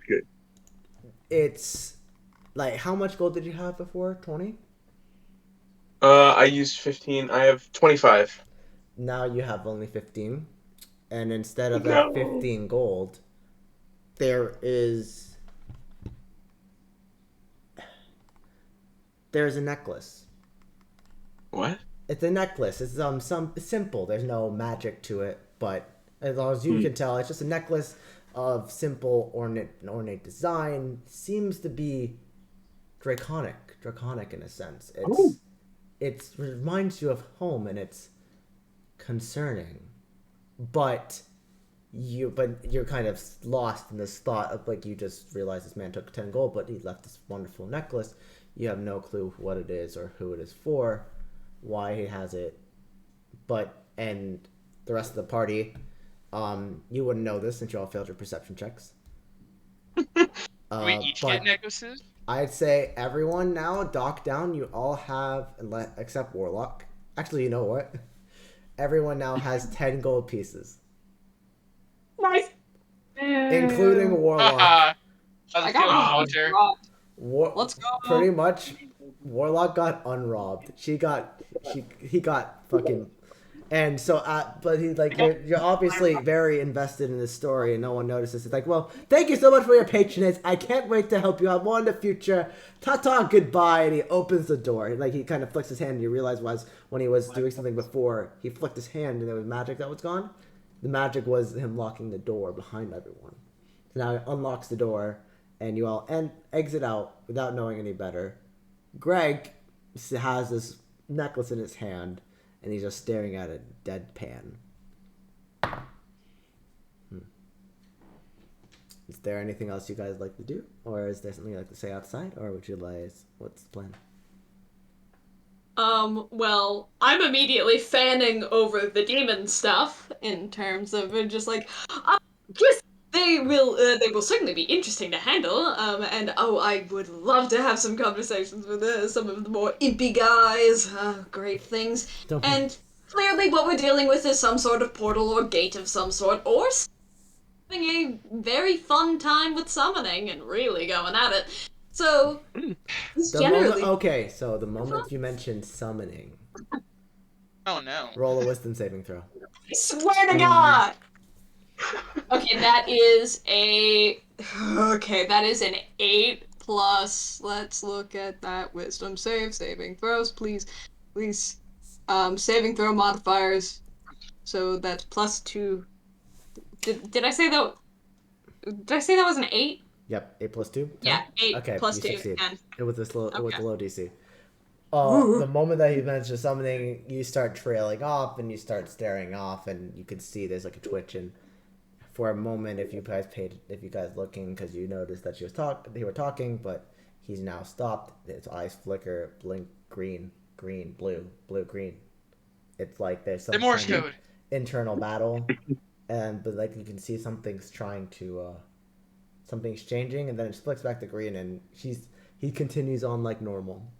Yeah, no, it's it'll be really fun. Is generally all. It should be really a great time. Hopefully we won't have to deal with too much of At this point, on their own. as this happens, the sun sets and is now currently dusk. You guys will Coulter, I assume at this point, unless you want to stay and get dinner. If you guys would like, there's dinner that could already be prepared for you at the Bouncy Badger, or would you like to go to a different restaurant and try different things? You're welcome to do that. Is there any good Abyssal restaurants? Abyssal? Oh. Roll an investigation check.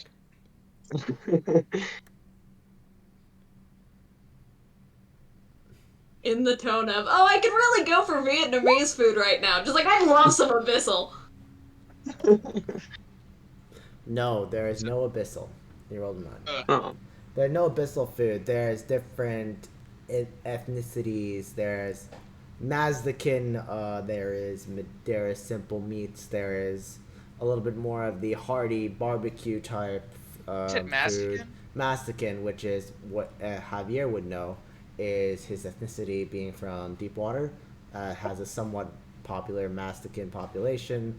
There is also I don't know what the terms for medieval terms for different type of countries, but imagine there are at least one of an Indian variant where it's a little more around the a vegetarian base.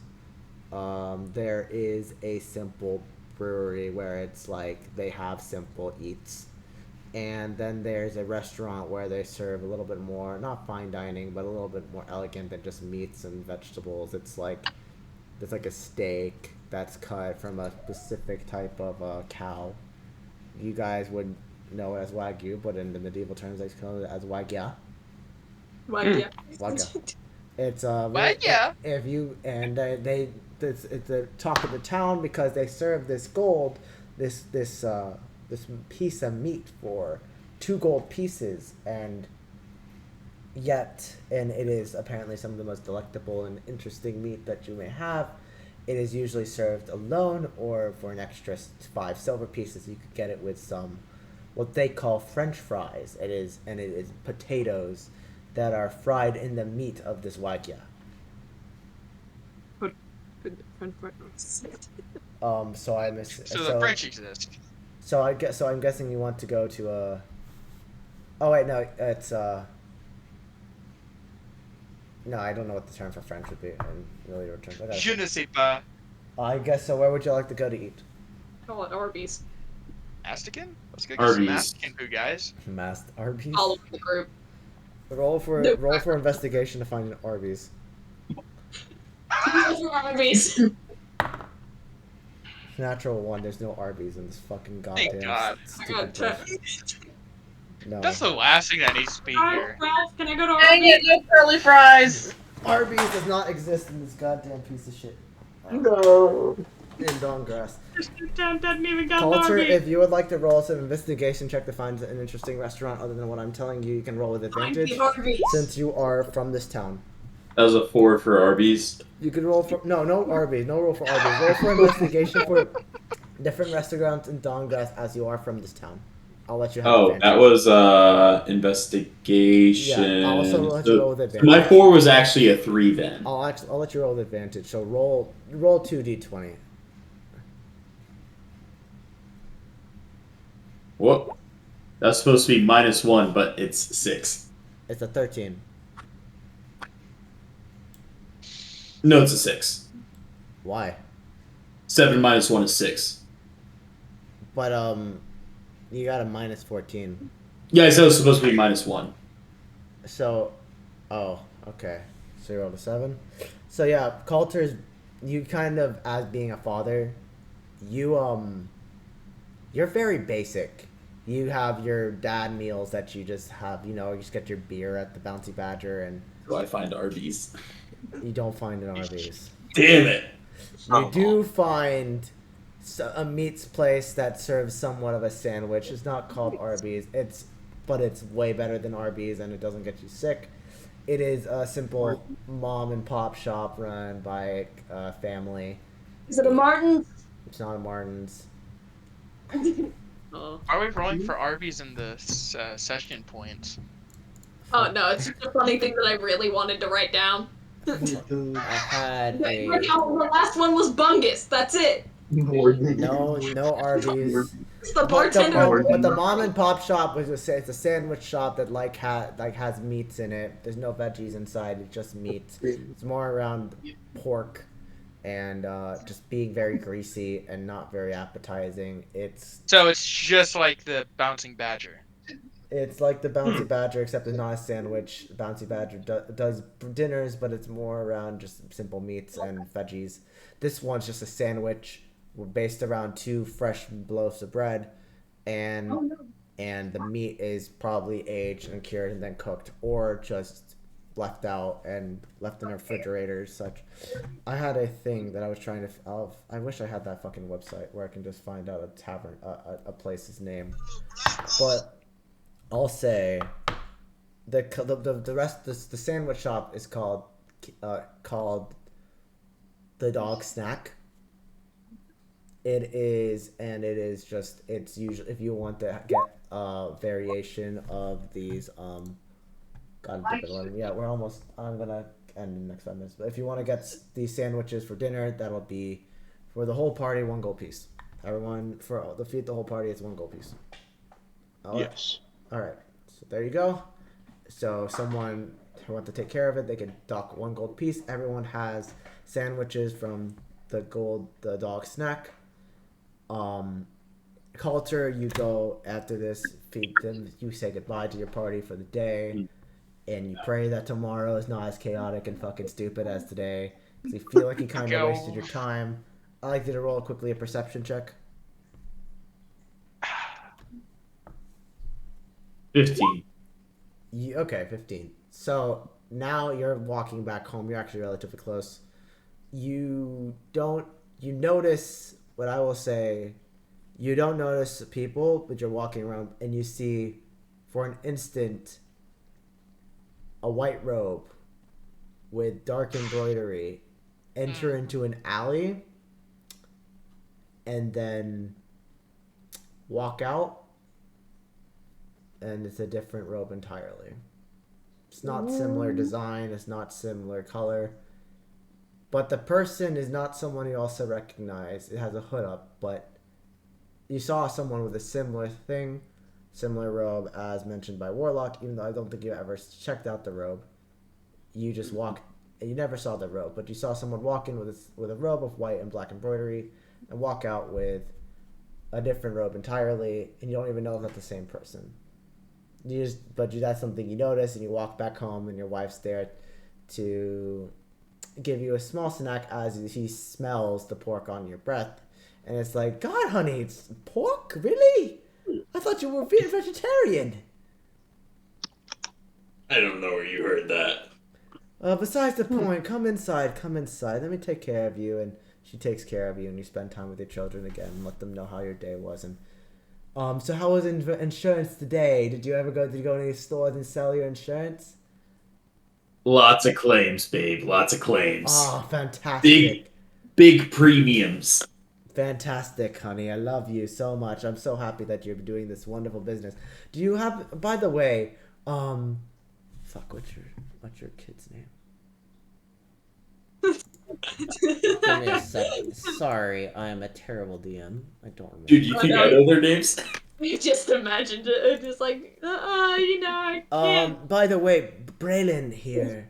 Braylon wanted to talk to you. She's like, Papa, I have a recital coming up, and I have my flute is unfortunately a little broken. Would I be able to spare? Would you be able to spare two pieces for me to be able to go and fix it quickly? I promise you, I'll be able to perform very well. Oh, I can fix it for you, sport. What? I can fix that right up for you. But I'm guessing you're fixing it right now. Okay, roll a performance check for me. Performance. Wait, what would it be? What would it be? Like smithing tools? What? Wait, am I proficient in? I am proficient in smithing tools. Would that be it? What would it be? There is no wind instrument proficiency. Yeah. What I'm is? thinking it's just like, what would it be besides performance? Because you're unless you're like playing it up to be like fixing this thing, I don't think it would be performance. But How like about sleight of hand? sleight of hand, yeah. All right, roll side hand check. Do I get my smithing tools proficiency? Sure, I'll let you do smithing tools proficiency. Nice. 7. With your smithing tools proficiency. Yes. So you take a look at this wind instrument. It's a flute, and it's clearly bent. And as you look at it, you kind of look at it, you bend it a little bit more, and you're like, oh, and she's like, oh, Papa, oh, and you're like, oh no, it's okay, I got this, and you start trying to pick out a small hammer, start hammering it. You fix it a bit, but it's still very broken, and it's manageable, but you plays it and you can hear that it's not very powerful, and there's air flowing out the sides, and Give it a try. Here's the money. all right, two gold pieces. Thank you, Papa. Good try, hubby. Good try. Like, Coulter, honey. Thank you. I know you tried really hard, and I appreciate you a lot for that. Your son Jerry just looks at her like, I don't get money. I love Jared. You can get money when you play an instrument, son. I play 3. I haven't seen any of that. And he just like, come on! And he just goes to his room and slams the door. Oh, he does play some instruments. I guess he's just a little shy. Maybe we'll work on that for him, okay? That sounds good. Puberty's a bitch. Let's go to bed, sweetie. So what's marijuana again? I say as I go to sleep. Oh, you want me to show you? Oh.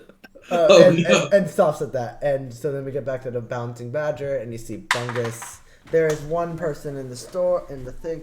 It is a guy in a store. It is someone of green robes, a hood up, having a thing in front of them. And they see you immediately. They pull out 3 gold coins, throw it on the table, and they walk out. And Bungus is like, "Oh, I think that's way too much." And before you even say it, he's gone. You don't even know how to describe it. Can I detect magic on the guy? Yeah. Detect magic. You do get a faint sense of magic. I don't know what type of magic it would be, but you'd imagine that he's moving so visibly faster. Like, you can, as with detect magic, see that he's slightly faster than a normal person walking in speed walk. And but there's nothing you can do to really stop him because he's too far away at this point. I'd say you detect it and it blips out. Alright. Cool. Good to know. But he's like, and so Becca's like, "Oh, hello, welcome back. You guys were out for a long time today. Haha. Why is there only 5 of you? What did you do to Coulter?" Coulter went home. He has a family. "Oh yeah, I forget he has a family sometimes. He constantly sleeping on the bar is kind of embarrassing. Ooh. Besides the point though, I thought you guys were leaving today." Oh, no, we're leaving tomorrow. "Well, that's a damn shame. I mean, good for me, I get more money. Oh wait, Frank didn't say he's taking care of you tonight, so I guess you'll be paying." And he pretty much says, "For all your rooms, whoever is sharing the room with me, you only gotta pay 5 silver pieces. The rest of you, it's 1 gold piece. And so if you're sharing, you'll split 5 silver pieces for a room. As far as Warlock knows, he doesn't have any money on him. I mean, you never checked. You never checked.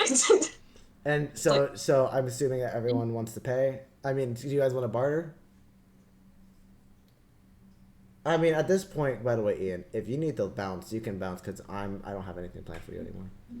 Okay, yeah. Thank you so much Ciao, for everyone. coming.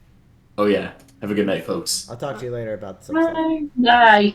Good night. Is it 1 gold piece each, or is it 1 gold piece for a room? Because One don't the gold rooms piece have 2 beds split each? between 1 gold piece for a room, but it's split between 2 people. So it's like since there's 2 people that'll be in a room, they'll both pay 5 silver, and that'll be like their thing. All right, that's fine. Sure. Whoever decides to spunk with Bungus today will only get 5 silver pieces to pay. I think I am going to check the pouch, even though I'm pretty sure I have literally nothing. You go and check. So everyone else pays except Warlock right now. Okay. Or Cora, Selena, you're okay? Yeah. Okay. Clone So with Warlock, they look to you, and they're like, "Well, what are you doing?" And you're like, I don't think I have any money on and me, you but peek in, and there's 10 gold pieces. Frig! I pull out the bag and set it down on the floor.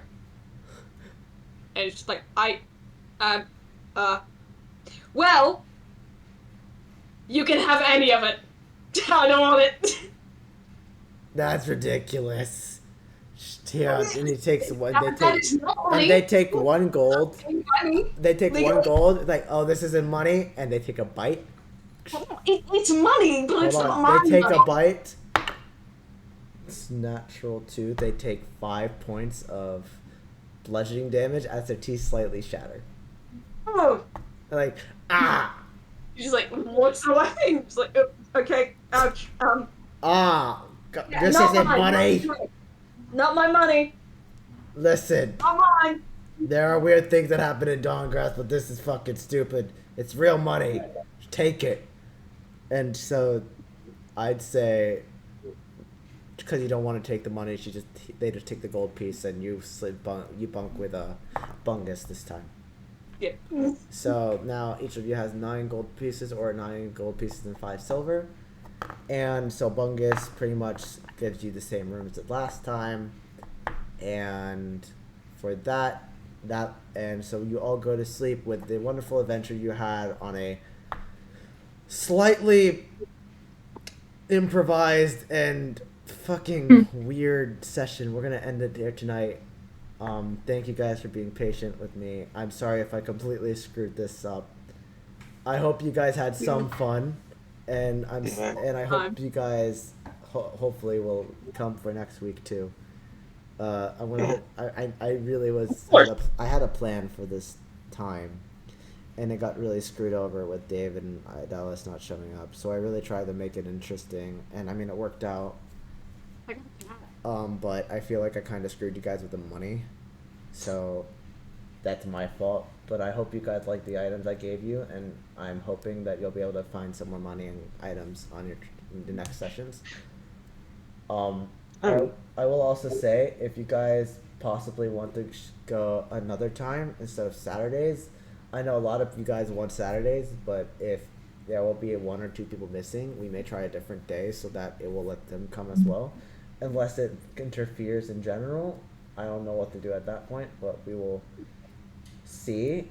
I just appreciate you guys for being patient with me and for understanding and not like getting super upset with some of the things I do. Or at least I hope you're not upset with some of the things I do. No, you did fine. Oh my gosh, I'm so pissed at you right now. It's insane. Me. What did I do Yes. this time? What happened?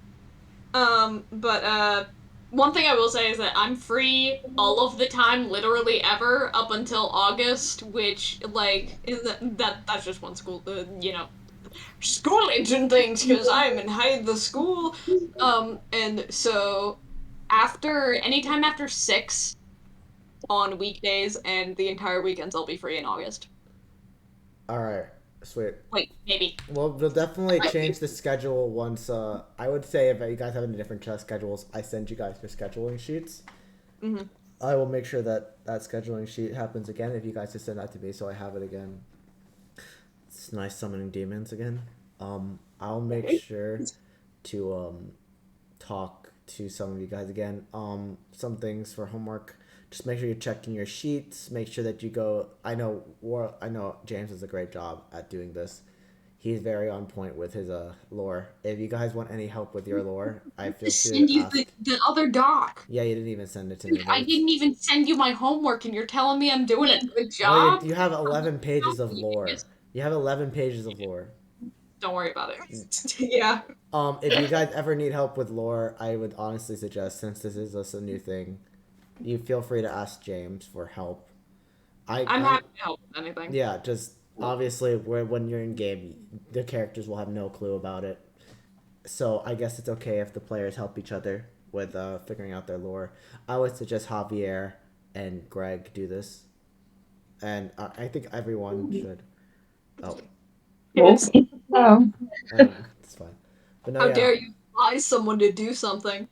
I just if you guys would like any advice from me too, feel free. I know I need to work on Selena and Cora. Selena, you need to make your D&D Beyond. If that doesn't work out, we're gonna talk through it. Javier, I sent you some notes. Greg, I sent you some notes. Selena, I need to do your notes. Cora, I sent you some notes. I would also say just send it to James and have him help out too. I got Coulter, and hopefully when David and Idalis join us, that would be an interesting little thing. I'm definitely hoping that James can join us next week, because I would like to get started on the quest for killing these demons, or the travel there too. Mm-hmm. Yeah. Ready. All right. Well, thank you guys again for coming. I'm sorry for the scuffed. I hope I didn't completely disrespect you guys, being the DM and everything. I'm learning still, but I did have a lot of fun. I hope you guys had a lot of fun today too. Yeah. All right. Thank you so much, guys. Awesome. I'll talk to you all later. Make sure you check. Make sure to actually pay attention to the server, the D&D docs I sent for your lore characters, and make sure to talk to James about some stuff. And yeah, I will text you guys and keep your DMs open. All right. Thank you guys. See y'all. Bye. Bye. Bye. Oh wow! All right. I was going to ask questions and advise people, but no. Okay. It's fine. Just DM them. But you, Javier. Me. And you too, Okay. DM, I guess. But yeah, if you need any help with elaborating on story stuff or even starting with story stuff, I know that character business can be kind of difficult to figure out, especially right off the bat. And just to sort of consider that, like, you've got this character, you've got this stuff that they're going to do. Oftentimes it's very hard to figure out their goals, what they did beforehand, all of that stuff. The reason why I have 11 pages of lore is because I have 5 books of lore. I mean, like, a lot of the stuff is taken directly from just, like, the books and things, and it is not as impressive as it sounds. I just ramble a lot. But yeah, I've been DMing for a really long time, and so just, like, if you need any help with figuring out character business along the lines of motives, backstory, people they knew, stuff like that, I am more than happy to help. Yeah, my idea with Javier was he was a street kid that wanted to be which grew up a fighter, but wanted to be a bard. But then some traumatic event made him not want to be a bard anymore, and so he became a full-on fighter. And that could be around the idea of Tordeko, like disrespecting him. He kind of didn't want to be a bard anymore. But like that, I want you guys to talk between each other, because I gave my 2 cents, and I don't want to interfere with that too much. Ooh, I've received a document. All right. Thank you. Well, I'm going to let you guys go and do your things. I'm going to quickly. I'm still recording, so I'm going to quickly sign this off so that everyone that sees this enjoys it. All right. All Bye. right, I'm dip for it. All right. Well, that was interesting. Thank you guys so much for coming or watching this first episode. It is scuffed. I did the best I could. It was kind of a last minute thing that I had to plan. But I still had fun, and I hope I did a good job. My mentor, if you're watching this, hello. Uh, feel free to criticize me and roast me as much as you want. Some of the items I gave were not the best items, and I gave a movable rod away for like fucking chump change, and we don't know. You don't know. I hope that I did an okay job. I hope it was fun to watch for the 3 hours and 30 minutes this fucking shit's gonna be here. And yeah, thank you guys so much for watching, and I hope you guys enjoyed. Ta-ta.